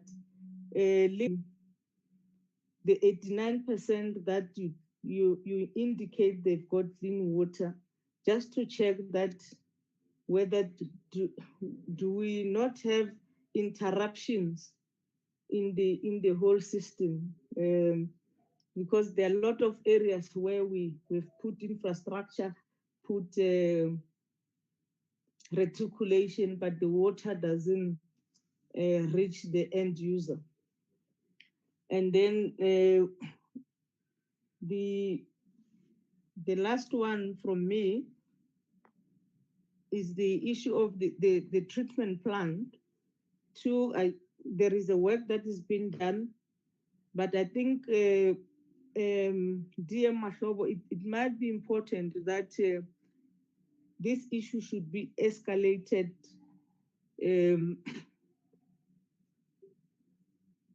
to get all the stakeholders involved, because we will not fight pollution and at the same time we still allow people to have this treatment perform in terms of what is required. I think it's important that after this cycle, we should then be able to, through yourself, DM, to say that what should be done to make sure that all the wastewater treatment plants are working and they are budgeted for, and the money we escalate, we increment our monitoring and evaluation to make sure that water quality it's secured in the country. Because if you look at 77, 34 is not working, you can imagine the pollution that is going into the river. And the worry factor is that the end user is the one that pays more, because the more you put chemicals in cleaning water, then as you charge water to our people, the tariff becomes higher for them, because, and people who are polluting is the municipality themselves. So I thought we should have a way of looking at these issues of wastewater treatment plant and make sure that there is a resolve on them, and municipalities that continue to undermine the regulation, they get punishment, which is required in that level. So I'm now going to allow DM, MEC, and the team. You can direct DM, how do you structure your responses? Who's taking what? Thank you very much, Your Excellency, Comrade Chair, and two members. This time around, Chair, we'll do it slightly different, because some questions are a little bit more politically. And ultimately, it's us as members of parliament that accounts to you. Then the administration led by Acting DG Trevor will deal with some of the issues that are a little bit technical. And Her Excellency, Comrade MEC, will also guide from her side. But on the human settlement related matters that require the national department, I have Ubaba Comrade Leshabane is here when the DG has joined that other meeting. When he's back, they will be able to respond. Let me start with some few issues, then Trevor and the team will come in. Chairperson, firstly, the water business, Chair, one thing that is more important is the availability of the source itself. We can talk about issues and so forth, but when you look at the province of Mpumalanga, Chairperson, one of the things that the team tried to indicate was to map up the landscape about where is water coming from in the province of Mpumalanga. And in the main, the province of Mpumalanga, remember, is surrounded by other provinces and other countries. We are only relying mostly on a surface water in terms of the water mix. And in terms of the surface water, Chair, the team indicated that there are 26 dams. And groundwater in Mpumalanga, Chairperson, is not highly developed. But there's something that is very unique about Mpumalanga that we should always know. It's the same with other provinces. When the apartheid government decided at a particular point that major towns and cities, and because of mineral deposit, water is going to be pumped from certain provinces and other countries to support the economy at the time, Mpumalanga was one of those particular provinces where we have a number of schemes. One of the schemes is the one that you know, Chair, the integrated Vaal River system. You know, in our own province, it starts somewhere in the Likwa municipality. It comes to Gauteng. From Gauteng, it goes to Free State to Northern Cape, until the system, it goes to it goes to Namibia, Chair. That's why when comrades you speak most of the time, you will remember that even the pollution in the Vaal, Mpumalanga is cited as a contributor because of the issues of the situation when you look at that particular area called the Ligwa municipality. Then there's Olifants. The Olifants in the main you could see is the one that goes through from this other side of from your grill side until it goes to Limpopo, and then until to the other side. Then Usu to the one that is coming through KZN and ourselves, because all the water is coming towards Gauteng. But then in Mpumalanga, there's something we must note. If you look at that chart, comrades, around water allocation, in the main, what drives the economy of Mpumalanga? Mpumalanga is economy in terms of water. Mainly the water is going to strategic use. And Mpumalanga is producing nearly 2/3 of the country's power generation. And you could see most of the dams that we are having in Mpumalanga in the main are supporting power generation related work, whether it's the mines that are supplying coal to the power stations or the power station in terms of the grid that comes in them. And then Mpumalanga at the very same time, if you look at the escarpment, Comrade Chair, Mpumalanga, like Limpopo, is one of those provinces where there's a lot of afforestation. There are a lot of forests that are there. That's why you could look at that particular chart. At the very same time, Chairperson, when you look at Mpumalanga, Mpumalanga is one of those provinces that used to be the food basket of the country when we're still remaining as the old Transvaal at the time. And we continue to take a lot of water towards issues of irrigation, because water in the main must also be able to support the socio-economic activities. Therefore, when you look at the allocation pie chart that is there was a time when agriculture was more than 60%.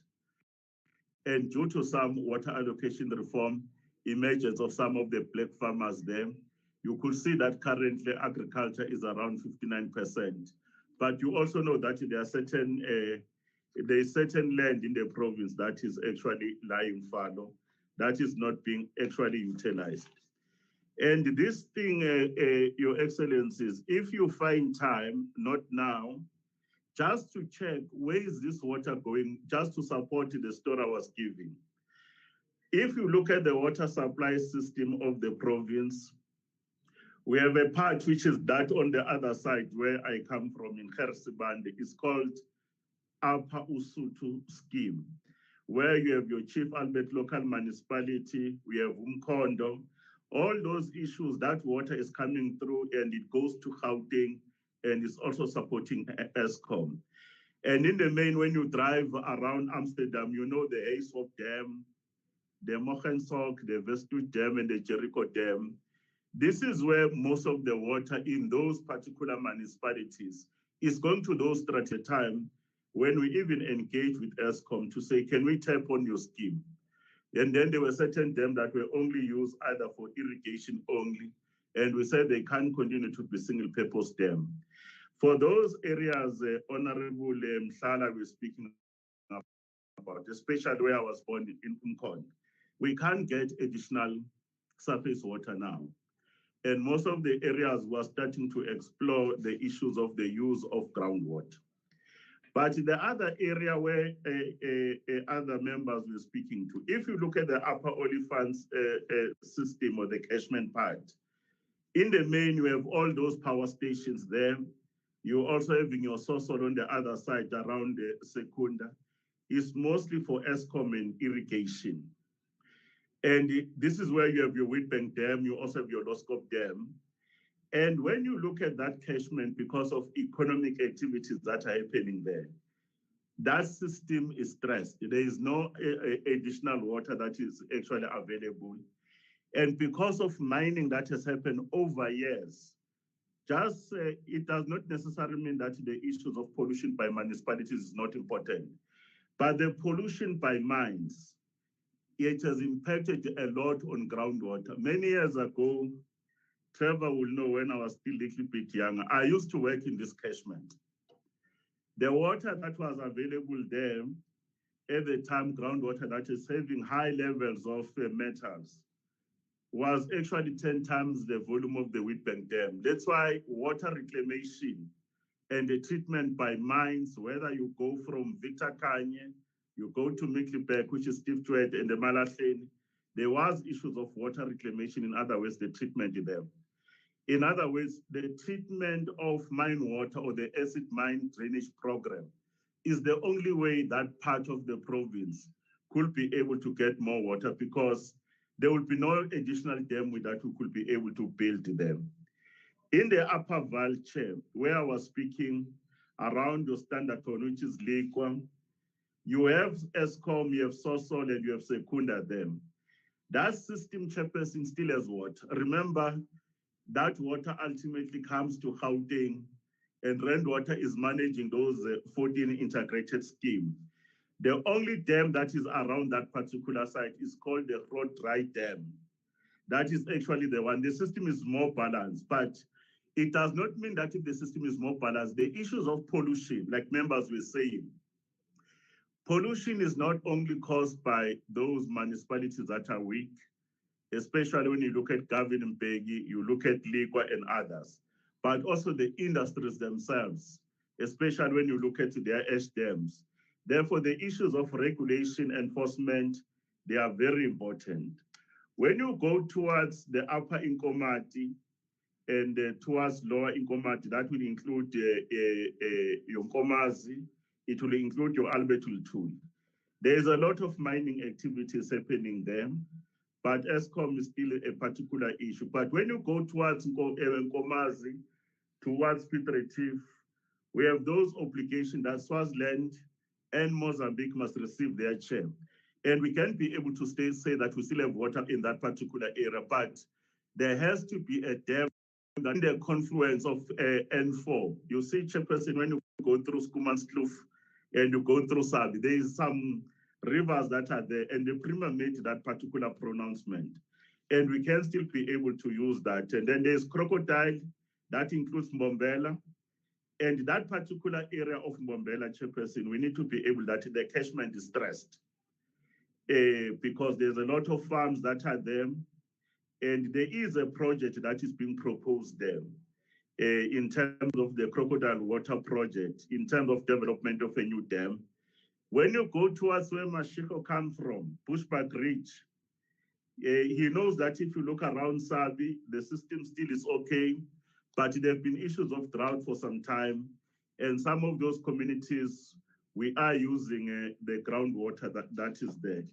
I thought, Chairperson, we should be able to refer to these issues, because if we don't address the question where water will come from, we'll be actually wasting our time, because you can put the infrastructure. Like one day they did put some pipes in Komazi, but there was no water where to come from. They rushed to put the reticulation system without the bulk infrastructure, without the source. We must be able to dismiss that the ANC has failed in 26 years. Comrade Mashiko was correct. The province of Mpumalanga, in terms of access to water right now, if you look at your slide 13, the access is at 89.2%. But Chairperson, we must admit, like you were saying, there are service delivery interruptions, Chair. The service delivery interruptions in the main, there is an infrastructure failure, because issues of OPEX and including issues of CAPEX, they were being neglected in the main, including the amount of money that was being brought in. It does not necessarily mean that citizens of the province, 89 of them out of 100, they are receiving water all the time, which is what is called assurance of supply and the issues of reliability. There are interruptions, like States SA was able to demonstrate it to the committee at a particular point in time. That's why the issue of water conservation and demand management, that will include issues of asset management. This is very important. You take an example of a municipality like Malahleni. Emalahleni has been their chairperson for more than 70 years. Those asbestos pipe more than 900 kilometers are gone. And we need to replace them so that we can be able to say access to infrastructure, but also means access and assurance of supply and reliability more than 95% of the time. If Your Excellencies, you look at that slide, it will tell you that how many households have access to water, because the total households in Mpumalanga, they are actually at 1.2 if you look at the household survey of 2016. Then you have certain people in the province that have no access. Remember, these people have no access in the main, there is no infrastructure at all, or the infrastructure is rudimentary. Is normally affecting your rural municipalities that are actually big. In the main, Bushbuck Ridge is one of those municipalities. You look at JS Moroga, you look at Tembisileani, but then there are these other smaller municipalities, like when you look at Umkondo. Those are the ones, because if you look at Umsugalikwa, you look at Malahleni and Governing Bay, that infrastructure was well developed, but then they've been overwhelmed by issues of migration in the province. Access to sanitation, Chair, which is your next slide. Sanitation, Your Excellencies, remember, there is a SWAT sanitation and there's a non-SWAT sanitation. When you look at the SWAT system is the one that we say it has flush toilets. This is where we're speaking about the 51.8%. These are the people that have running water in their own households that we are dealing with. Actually, that also included that old problem, eradication. But there is an additional people in the province that have access to sanitation, which is non-SWAT, is 45.2%. Those are the ones that are using your pit toilets or your VIP toilets.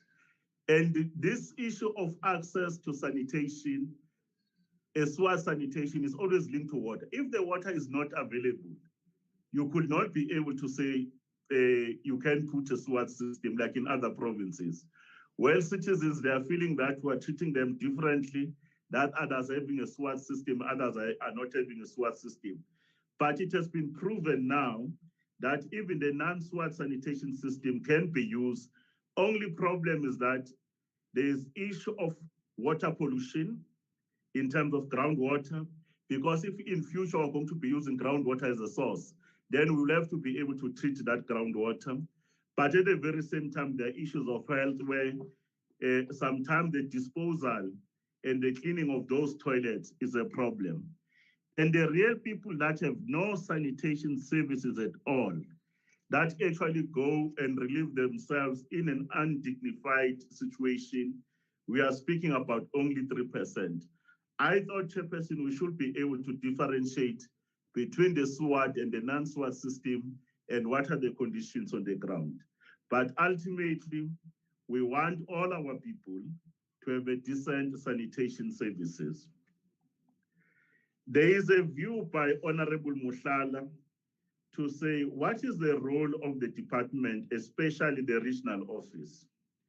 The role of the department in terms of both the Water Services Act and the National Water Act, which clearly defines our role, and that's what the region plays the role, is supported by Inkomati Usutu catchment management agents. They are able to do even an assessment in terms of the water services authorities, that what is the capacity for all of them. It is very important that if you look at the municipal assessment report, the officials, they did give to say, what is the strength of each municipality in the province of Mpumalanga? And that municipal assessment report is the one that you have your issues around the infrastructure assessment. And you can start to look at it, Honorable Mushala, from slide 26. Look at slide number 27. It can tell you what is the strength of each municipality. Ultimately, remember, we're not responsible for municipalities, but in terms of the constitution, we support them.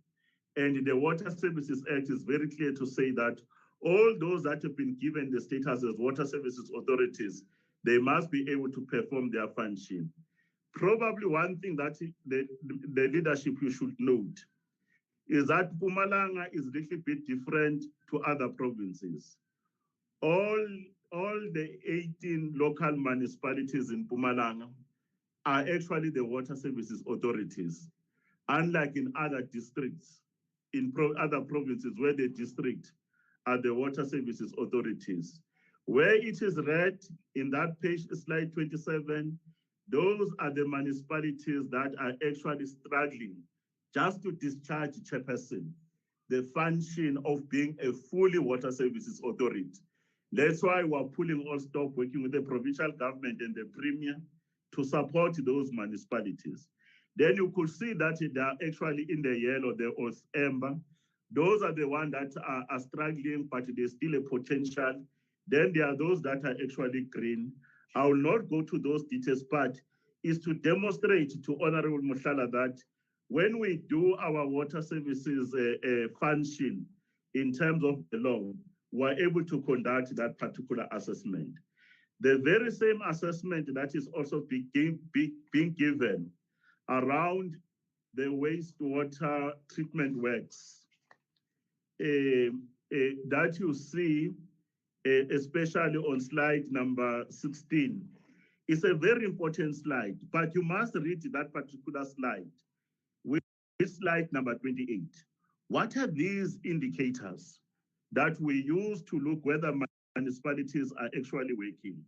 For an example, we look at revenue collection, the asset management, management of information, water resource management, water conservation and demand management, including issues of organizational performance monitoring. That information is there. And we know that municipalities, as we speak right now, for various reasons, are not actually doing well. That's why Honorable Pasoni will always say, let's intervene, let's be able to take over. But when we take over some of these functions, when it's not our primary mandate, then it becomes our responsibility to ensure that there are resources that are there. I thought I should be able to clarify the issue of the role of the department. When it comes to Emalahleni, I've responded to the issue. Emalahleni has always been the growth potential of the province. There have been challenges. When you look at slide number 52, number 53, you could see all the regional bulk infrastructure money and projects that were trying to assist the province of Mpumalanga. We must admit it's not adequate, but we are supporting them and we're expecting that even the money that comes from me must be able to help them. Remember, Mpumalanga does not have a metro. They don't have the benefit of the urban settlement development grant, where some of these issues of bulk services you can be able to attend to. I will not respond to the issue of Ligwa.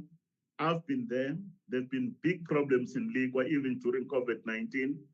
But I can tell you now that even when I was there about 2 to 3 weeks ago, we've been able to return water there into that particular space.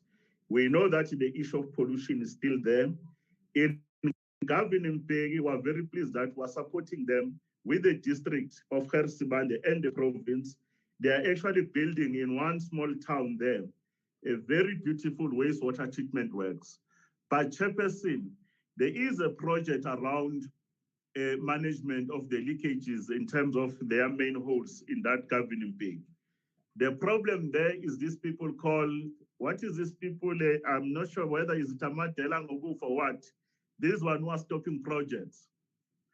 Even on that particular day when you are there, there is a lot of disruption where people, they come and claim 30% and they are very different groupings. Probably we should be able to deal with it.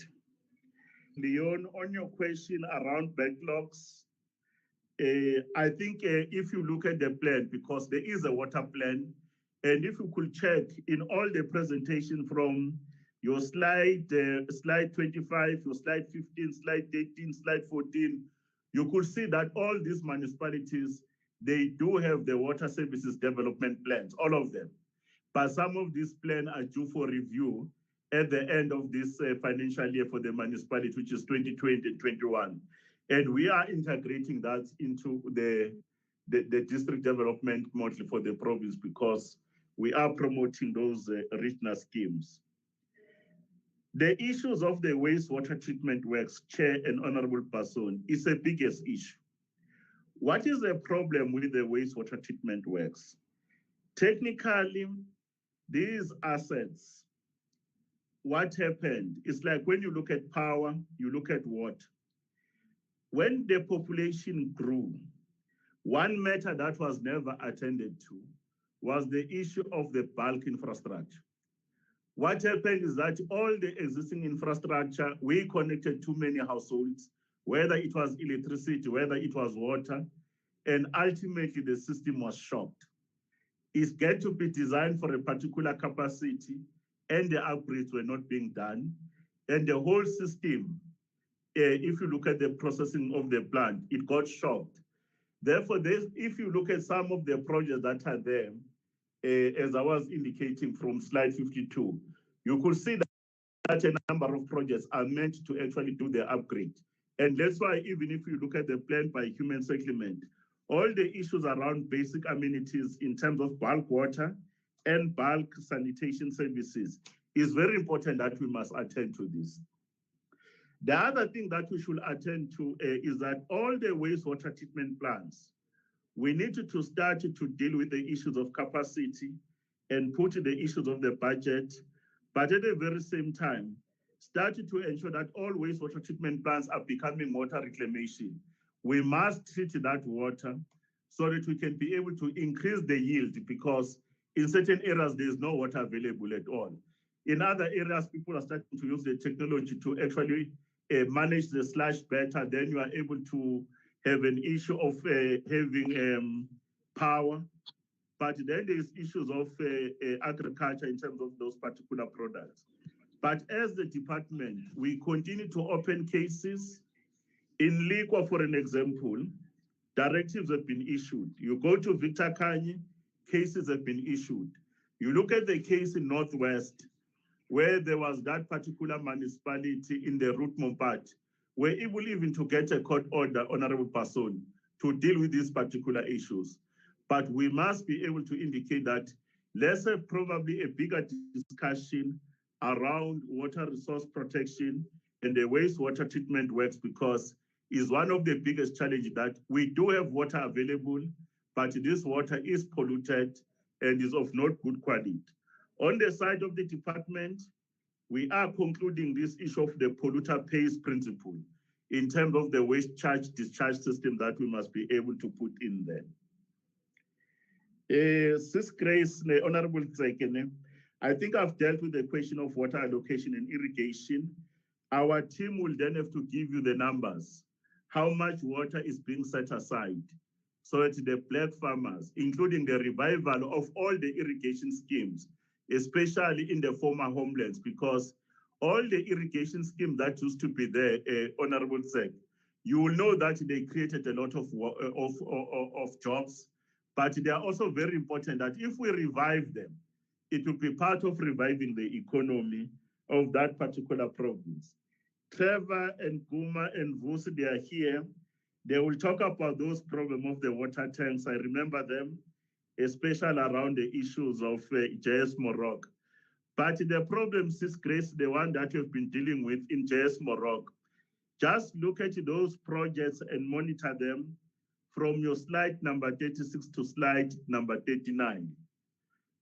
Because remember, there was those particular emergency projects that had to be done, including working closer with Elias Mtswaleji, especially the Skukune district on the other side, because of the interlinkages. The eviction matter, I think Her Excellency Comrade MEC indaba sekhaya umkhondo loyamuzi laphaya in those farms. I remember I did check it, Honorable Tsege, at a particular point, but I've not followed through because I remember what happened when those farmers, they kicked that particular family out. I apologize, Chair, because I had to take much longer to demonstrate that over this period, we've done well, but we're the first to admit that there's still more work to be done. There are communities that don't have water at all. And we know, and we say to them that they too, they are human, they deserve our support. And with this money, the little money that we have, that we're putting, if you look at the water services improvement grant and the RB, we have nearly R1 billion that the department is just its own contribution. Then if you look at the contribution by COGTA and others, we should be able just to push that in those particular areas where they still don't have water, we should be able to provide it. And in those other communities where there's no decent sanitation. Trevor, I will ask you just quickly with your team, where there are specific details and numbers that are required, that you, Guma and Vuse and the team, we are able to provide honorable members. I thank you, Chair. Thank you, DM. Acting DG Trevor. Thanks, Honourable Chair. I'm going to rely on my colleague, Mr. Guma, just to deal with the water tanks and the particular details there. One of the figures which Honourable Mafalwa didn't touch on, and Chair, we will have to come back to you, is the issue of the contribution of agriculture to the GDP. We've done the numbers on a national scale, but what we'll do, we'll disaggregate those numbers and break it down to have a look at what the contribution is in the province of Mpumalanga. It varies province per province, depending on the way that pie chart looks very different. If you look at Gauteng, for argument's sake, most of the water goes to domestic use, and a very small, it's only 8% that goes to agriculture. But I've only got the figures for globally across the country, and I'll do that breakdown for you. I don't know. Hopefully, if Mr. Guma is not able to give you the figure on the allocation to black farmers, we will also get that figure for you. I've only got a national figure where if you look at the allocation of water at the national level, which is about 62% of the water goes to agriculture. In terms of the national figure, it's about 5%, which is assigned to black farmers. But we'd have to get that breakdown for Mpumalanga in particular. So those two figures, Honourable Chair, my team will make sure that we come back with a written response to the Portfolio Committee on them. I would then ask Mr. Guma just to come in on the water tanks and the tankers, as was raised by Honourable Tsaka. Thanks, Honourable Chair. Figula, can you come in? Thank you, Acting DG. Honourable Chair, we are aware of one tank which was stolen in the Bushbuck Ridge area. It has been reported, it has been traced, and I think an arrest has been made, or investigation is in place in terms of further prosecution. That is the only tank which we are aware of at this time. We attend the provincial JOC 3 times a week, and we have not heard any other report of any other tank. Further, if there's information which we have missed. Thank you.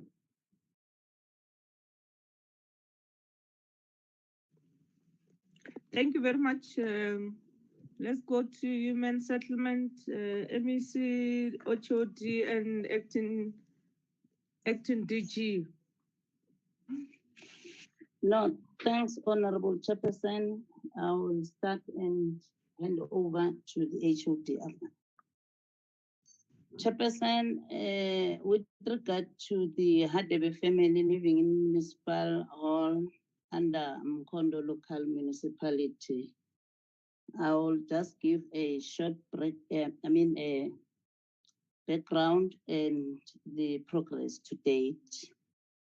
We have received an updated progress report together with a copy of a court order from the municipality, and the department has been quoted as the third respondent on the attached copy of the court order under the Land Claims Court.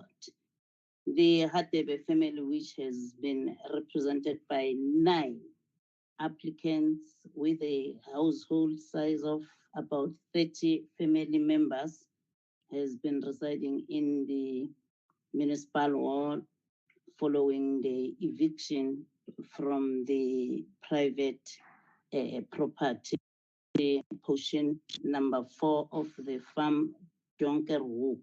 The Department of Rural and Land Reform has had several interventions to assist the Hadebe family following the court order that was issued in November 2015. So the parties agreed to resettle the Hadebe family on the portion 6 of the farm Donkerhoek, which is about 5 hectares in size. And then the progress to date, Chairperson, the Department of Rural and Land Reform managed to build 9 houses and re-gravel a 4-kilometer access road and drill a borehole for them. But the families did not want to take occupation of the houses before the department met all the demands that they were raised during the eviction. Their demand was to farm land for them and provision of irrigation water. The last one is fencing all round of their houses. The Department of Rural and Land Reform has indicated that they will further assist with a provision of the above so that the families can take occupation of the houses. As we speak now, the families have indicated that they are happy with the quality of the houses and they are now ready to take occupations as soon as their lawyer meets with them to verify all the list of demands that was stipulated in the court order. On the military vet, the 17 beneficiaries are the approved ones by the Department of. Do take note that we were instructed not to use any other list we used to identify our own beneficiaries as the province, and we were doing very well on that one. With regard to issuing of title deeds, there is a plan in place of issuing them. It is very unfortunate that we were unable to proceed due to COVID-19 in the past few months. Nonetheless, we shall ensure that before the end of this financial year, title deeds will be issued as per our plan. With regard to incomplete houses, in our 2019 EXCO Lekgotla, the executive mayor has indicated that there are incomplete houses throughout the province with backlog going as far back as 1994. Those incomplete housing units have either been abandoned or terminated at different milestones. Then the Lekgotla instructed the department to develop a program of action to address all the incomplete low-cost houses. Chairperson, I'm glad to report that the committee, to report to the committee that the action plan was developed and presented to the EXCO for approval. As we speak now, the work has been started, and I will request the HOD to brief us on the progress to date. I will allow the HOD to respond on other issues that are technical. Thank you.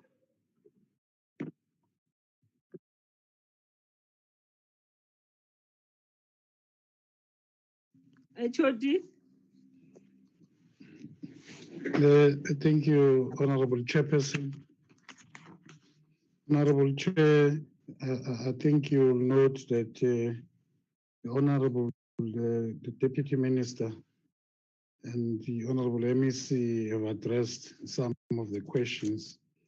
I think I will start off with the one that the Honorable MEC was talking to. Yes, we can confirm, Honorable Chair, that the 29 houses out of the list that we've received from municipalities, which indicated as incomplete upon verification and also checking in the housing subsidy system, the 29 houses that were not completed, the proper program of action was developed and work has commenced on the ground, and his houses and funding has been allocated towards the completion of these houses as resolved by the Escole Hutla. And the scheduled the completion date of these houses is the end of October 2020.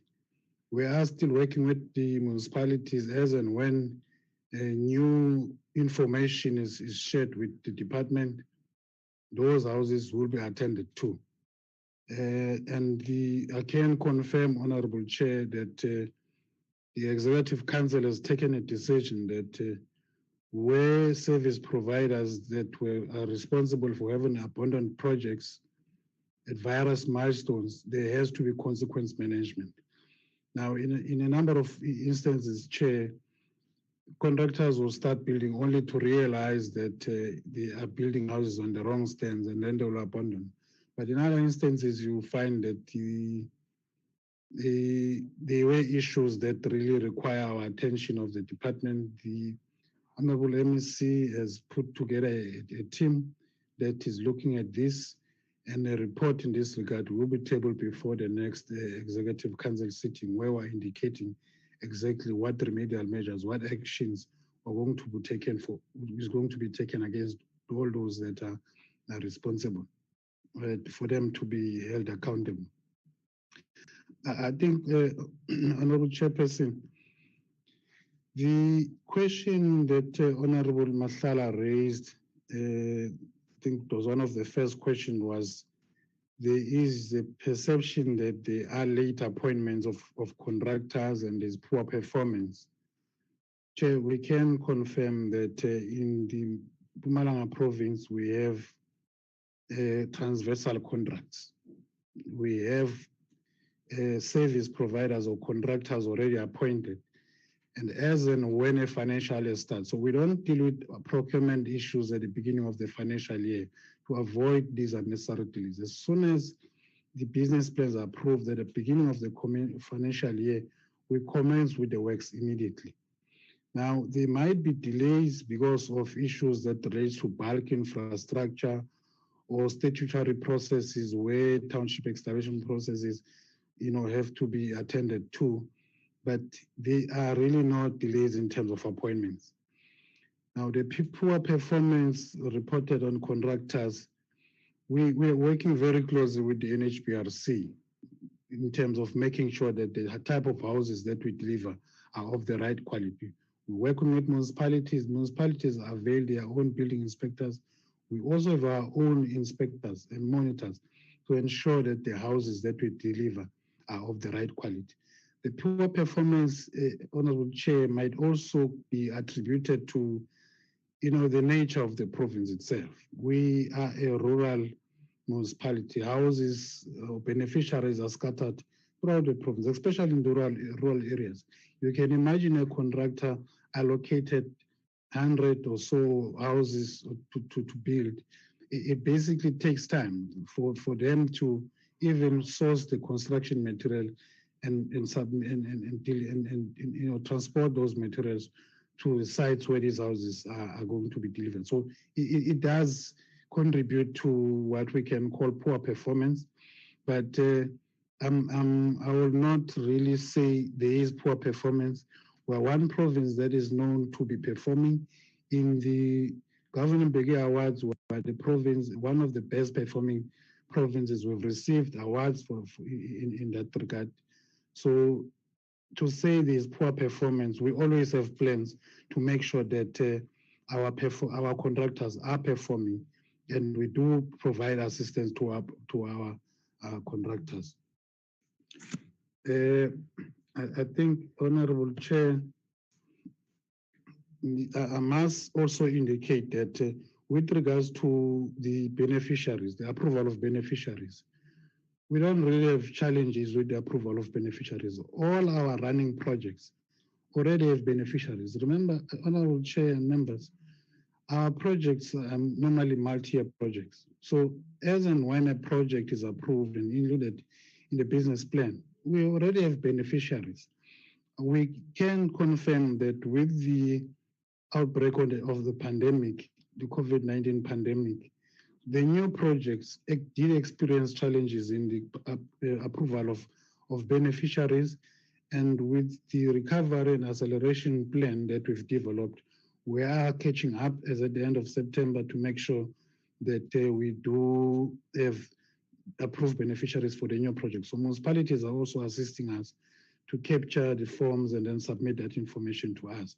Remember, some of the municipalities, Chair, are accredited in terms of managing the beneficiaries. So we really don't have a problem with the approval of beneficiaries because all our running projects have already approved beneficiaries. Now, Chair, with regards to EPHP and farm workers, we must indicate, Chair, that is clearly defined in the housing code to say how we should go about in delivering housing units under that instrument. Yes, there were instances where we were only making use of the beneficiaries or local communities as laborers instead of building houses for themselves. Now we've since been getting guidance from the National Department of Human Settlements, and we are improving that regard. Yes, in the current financial year, there was never any target in this regard. Hence, it will then indicate in the annual performance plan that we don't have any targets for EPHP and farm workers until we correct the way we've been building houses, instead of us not complying with the prescripts where we allow beneficiaries to to build houses for themselves. But we can confirm that we are now in the process of appointing community resource organization that will manage that part of the construction where the actual beneficiaries are building houses for themselves. So in this financial year, we're not going to be implementing any EHP and farm workers, so hence there's no target. Now, the Honorable Mohlala Chair also raised the issue of how effective is our COVID-19 intervention. Chair, we can that in this province, we developed a mass sanitization and disinfection plan, in terms of which we are providing technical expertise to local municipalities. And what we have done, and this information is presented to the Provincial Command Council, where we have done a thorough assessment of all informal settlements in the province. We know the level of service in each settlement. We know what interventions are required. So all the other sector departments are they're making use of the plan that we've developed to say, so that we respond to the COVID-19 and make sure that we are intervening in a manner that will contain the virus. So we do have this plan and we're using it. I can then indicate, Chair, that we are not maybe implementing temporary residential units as other provinces, because in our case, there were no households that needed relocation. So what we instead did, we then upscaled our interventions using the allocations in our business plan. That is in terms of the servicing of sites to ensure that people water. We can confirm that 98 million has been made available in this regard. under the UISP program. We can confirm that we are servicing sites to the tune of 115 million using the HSDG grant. Usually the HSDG will include where we will entail the servicing of stands in the greenfield. But I think the focus was mainly as part of the COVID-19, mainly on the informal settlements upgrading. We can also indicate, Chair, that the Executive Council has availed money to the tune of 74.9 million as part of the equitable share, where we are drilling boreholes for schools and communities that do not have water. So we regard as part of COVID-19 interventions, and as far as the province is concerned, we are of the view that our response to the pandemic has been quite effective.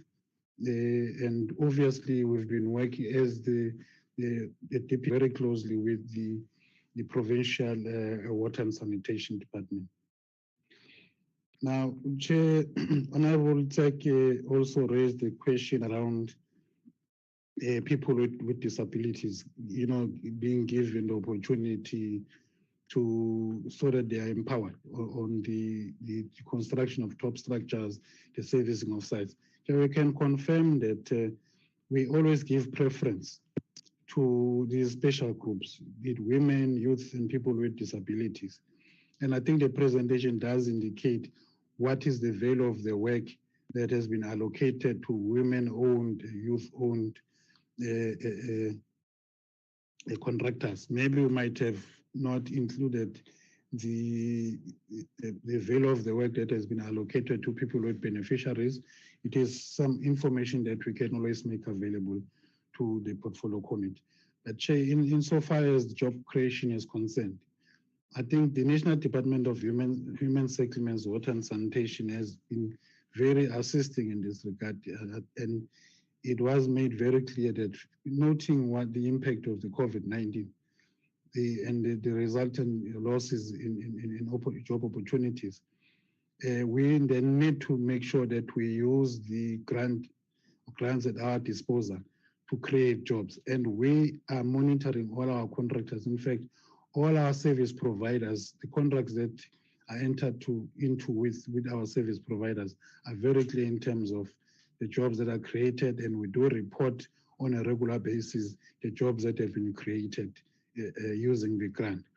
Now, over and above that, Chair, in the province of Mpumalanga, we have what we call a social enterprise development program, in terms of which all construction materials in our all government-funded projects, in fact, a circular was issued to municipalities as well, that all government-funded projects, the construction materials must be sourced from cooperatives and SMMEs operating in those localities.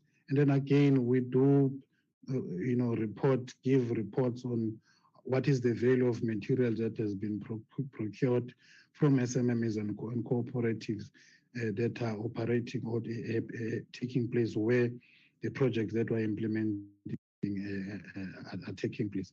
So the issue of job creation, we're taking it very seriously. So we can confirm that that program has always been assisting. And I think in other platforms, we did indicate that we've even had engagements with other provinces where we are showing them how we are implementing our social enterprise development program in the province.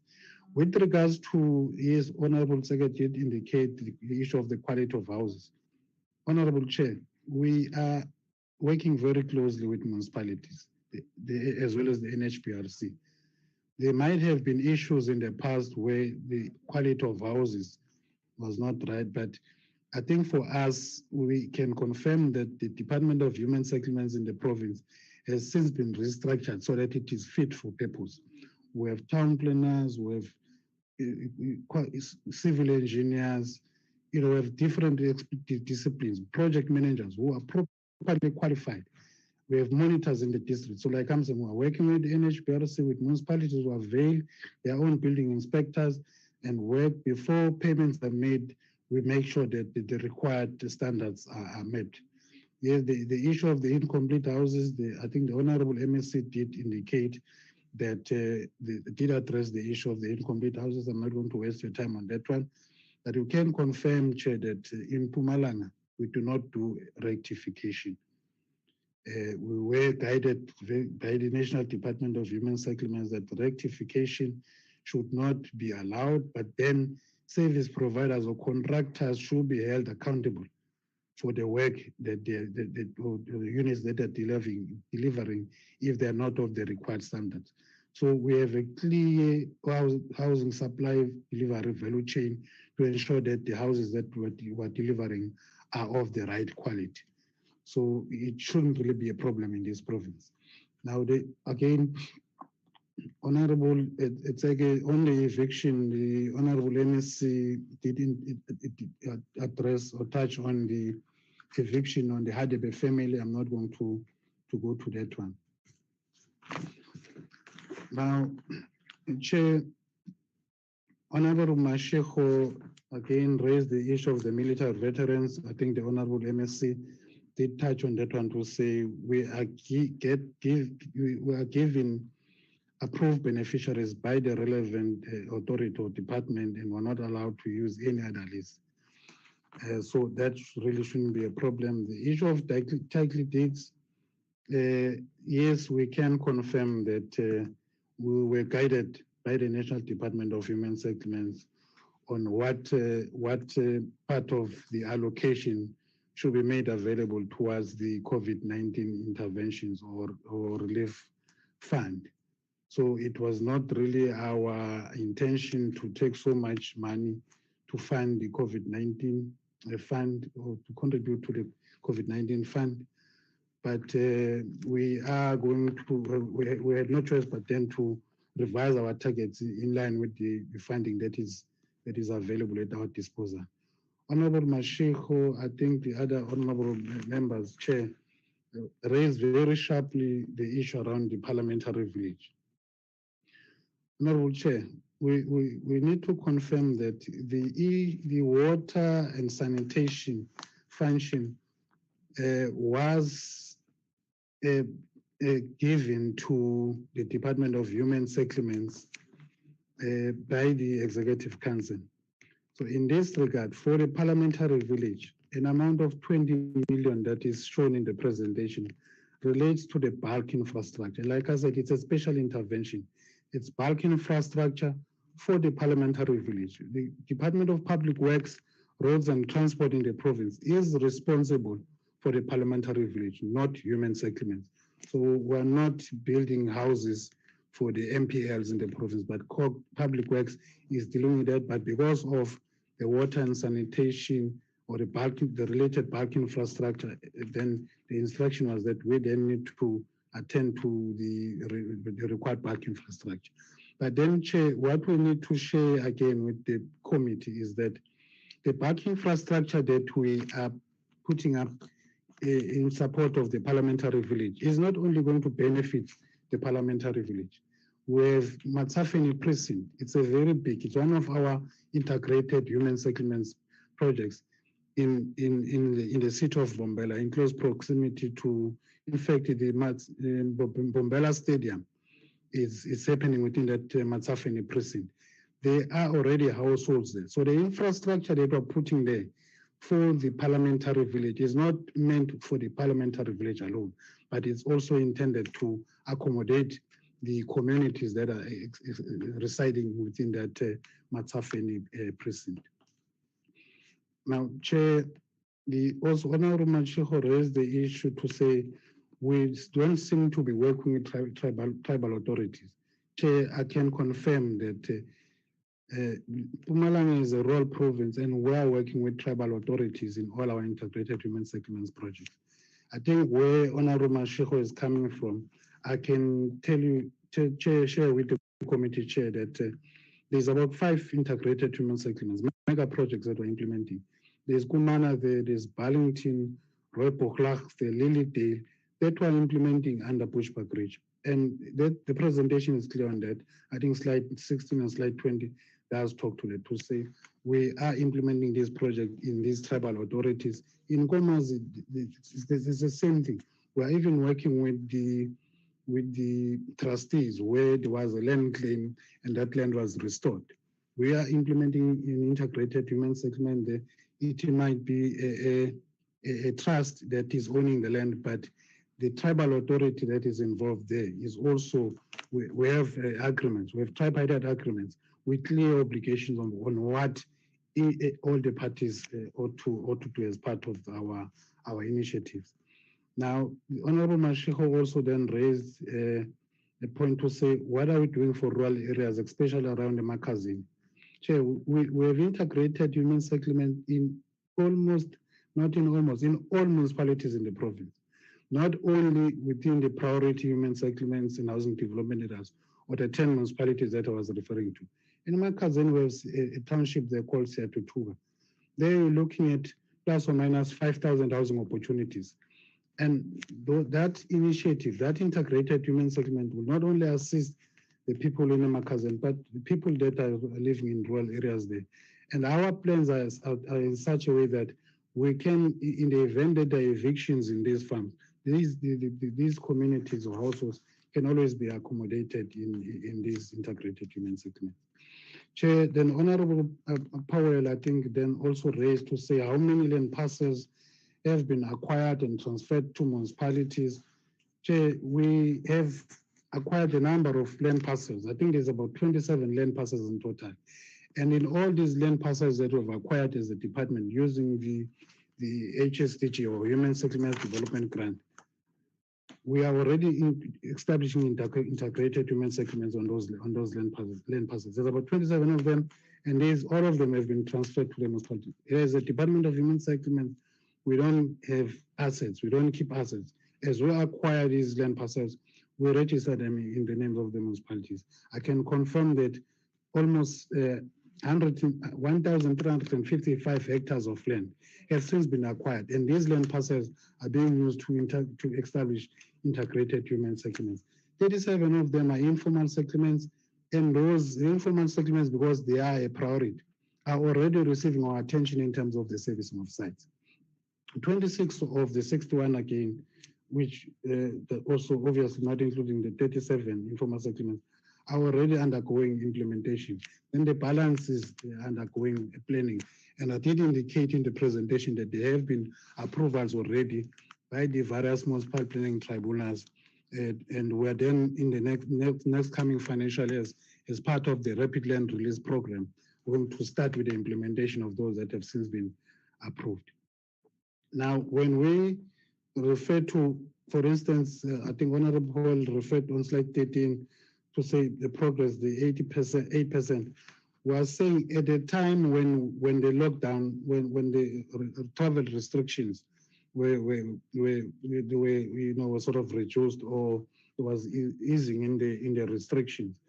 This is giving an indication of where we are, but then we have since come up with an acceleration plan. So the 8% was at the time when we started with calling all our service providers to return to site and upscale their activities.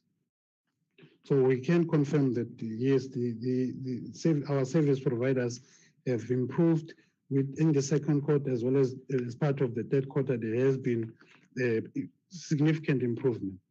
Now, Honorable Powell, Chair, also raised the issue around the quality of houses, which is what the other honorable members also raised. And like I said, our housing delivery value chain is very clear because we're working with a number of stakeholders. So the issue of compliance and the norms and standards, we're taking it very seriously, and we can confirm that all the units or the targets that we're delivering are in line with the norms and standards. Chair, yes, I think the issue of I know that Honorable Powell did also emphasize the issue of the parliamentary village. I think I did talk to that, and also the issue of the title deeds. I think address it earlier on in my responses. Now, Honorable Seswai, Chair, said we need to talk to the how part. Chair, I think she even indicated to say, give us an example, which sector departments are already assisting you in the provision of social amenities. Under Emalahleni local municipality chair, we have an integrated human settlement there called Siangoba. It comprises of plus or minus 8,000 stands, and we've delivered almost 5,000 housing units there already. And the Department of Education has already been, we've written to all sector departments. I think Department of Safety nationally, they've approached us to say they want to build a police station. The Department of Education has approached us. We've given them information to say, here are the 5 sites that are earmarked for social amenities, your primary and secondary schools. This is the extent of the sites. Here, these are the conditions of establishment. Here is the proof of, this is the copy of the general plan. So we are working with the sector departments in providing the social amenities. So there is that collaboration among sector departments in making sure that we deliver these integrated human settlements, which in our view are also taking place within the priority human settlements and housing development areas, which is the why then, Honorable Chair, was saying at the level of this province, these priority human settlements and housing development areas where we are already implementing integrated human settlements projects should then be used as an instrument towards the district development model. So we've made it very clear that there are now new projects with clear indication of what funding is required for us to integrate, to contribute towards that one plan, one budget.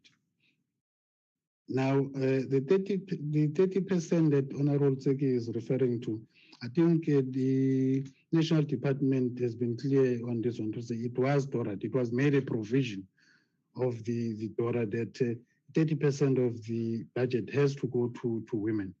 Chair, the slides of the presentation is very clear that the bulk of our budget is going to women as well as youth-owned entities or service providers. So we can confirm that we are doing well, and in fact we've even received awards in the Government Awards to say Mpumalanga is one of the best, if not the leading province in terms of the transformation targets.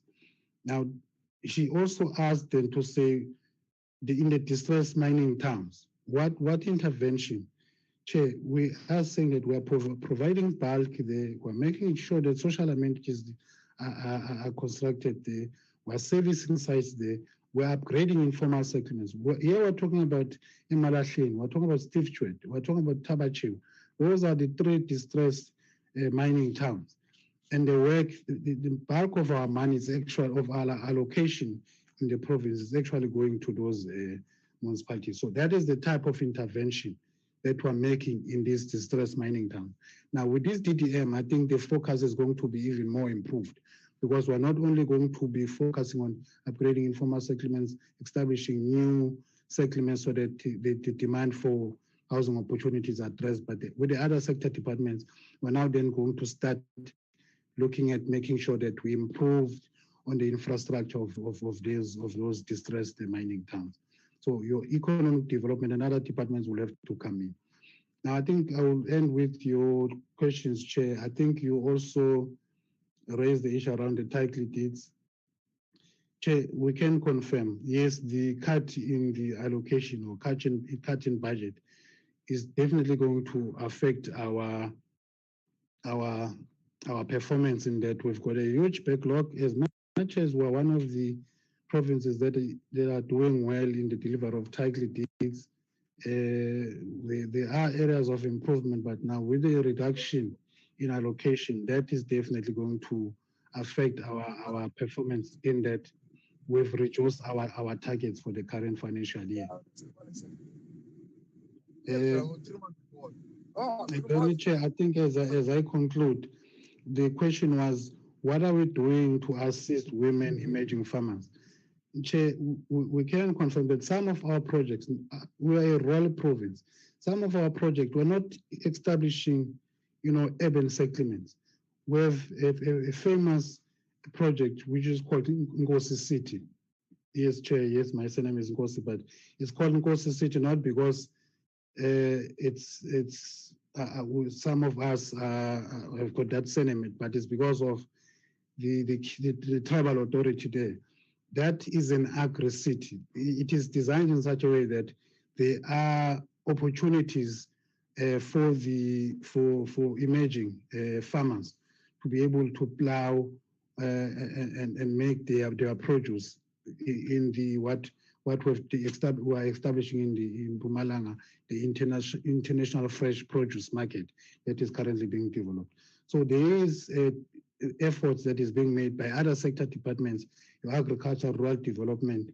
They are also playing a part. So some of these plans, as soon as we have this one budget, we'll then find expression in that plan. So we are of the view that as part of this DTM, we are going to then be seen to be making a serious impact in how we do things.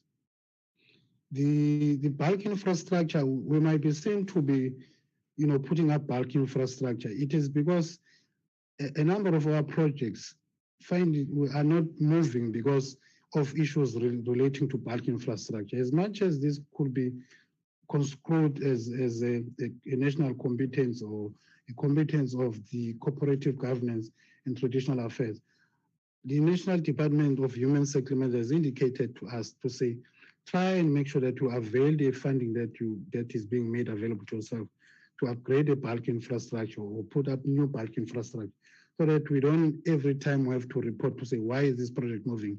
And we cite issues.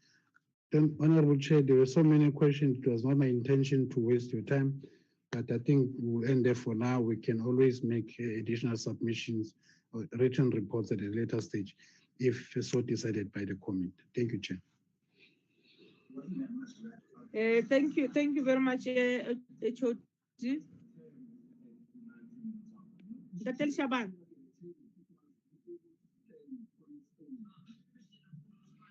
Chairperson, good evening, Chairperson and members. There were two questions that I was invited to deal with from the national perspective. The first, Chair, is to confirm that, and I'm a little surprised that the province is so modest about that fact. The province is probably one of the top performers in terms of meeting those empowerment targets. I'm sure they can send the supplementary report to confirm same. Secondly, Chair, the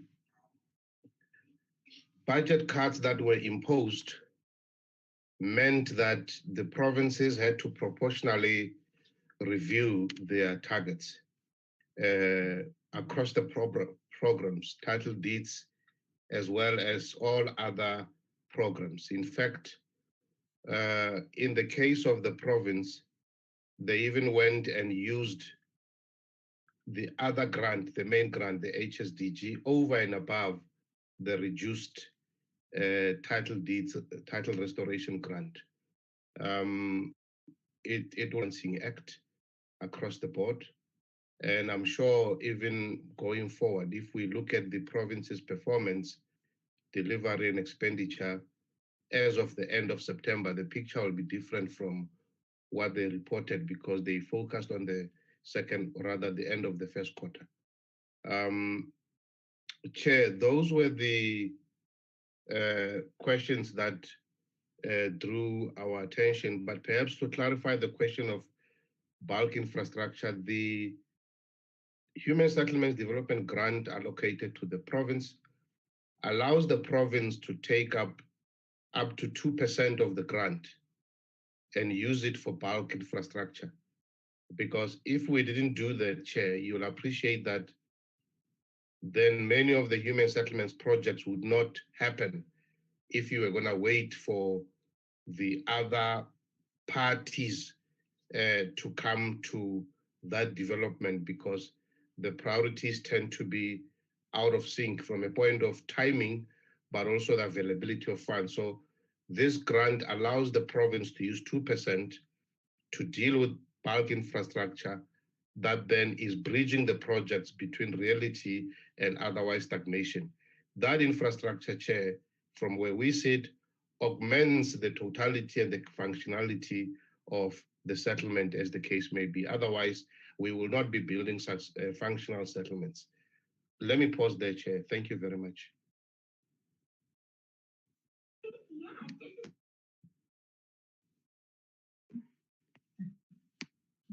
Thank you very much, honorable members. Those were the response. The person, can I make a comment, Tseki? No, Tseki.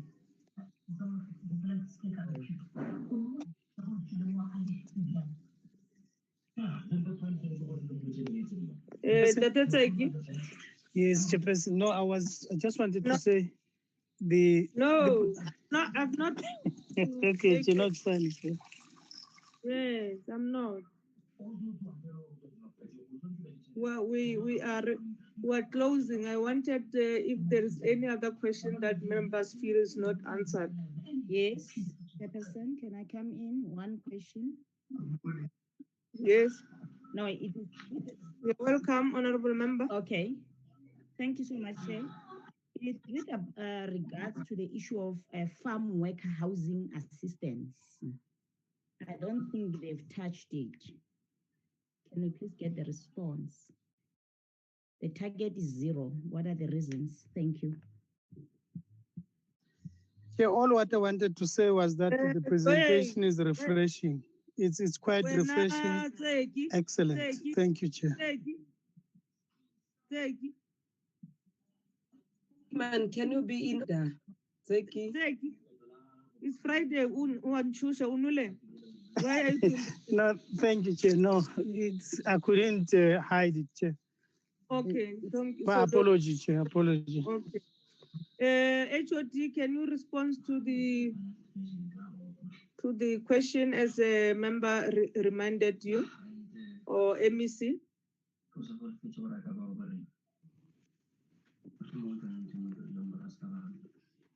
HOD? Thank you, Honorable Chairperson. We note what Honorable Mashala is saying.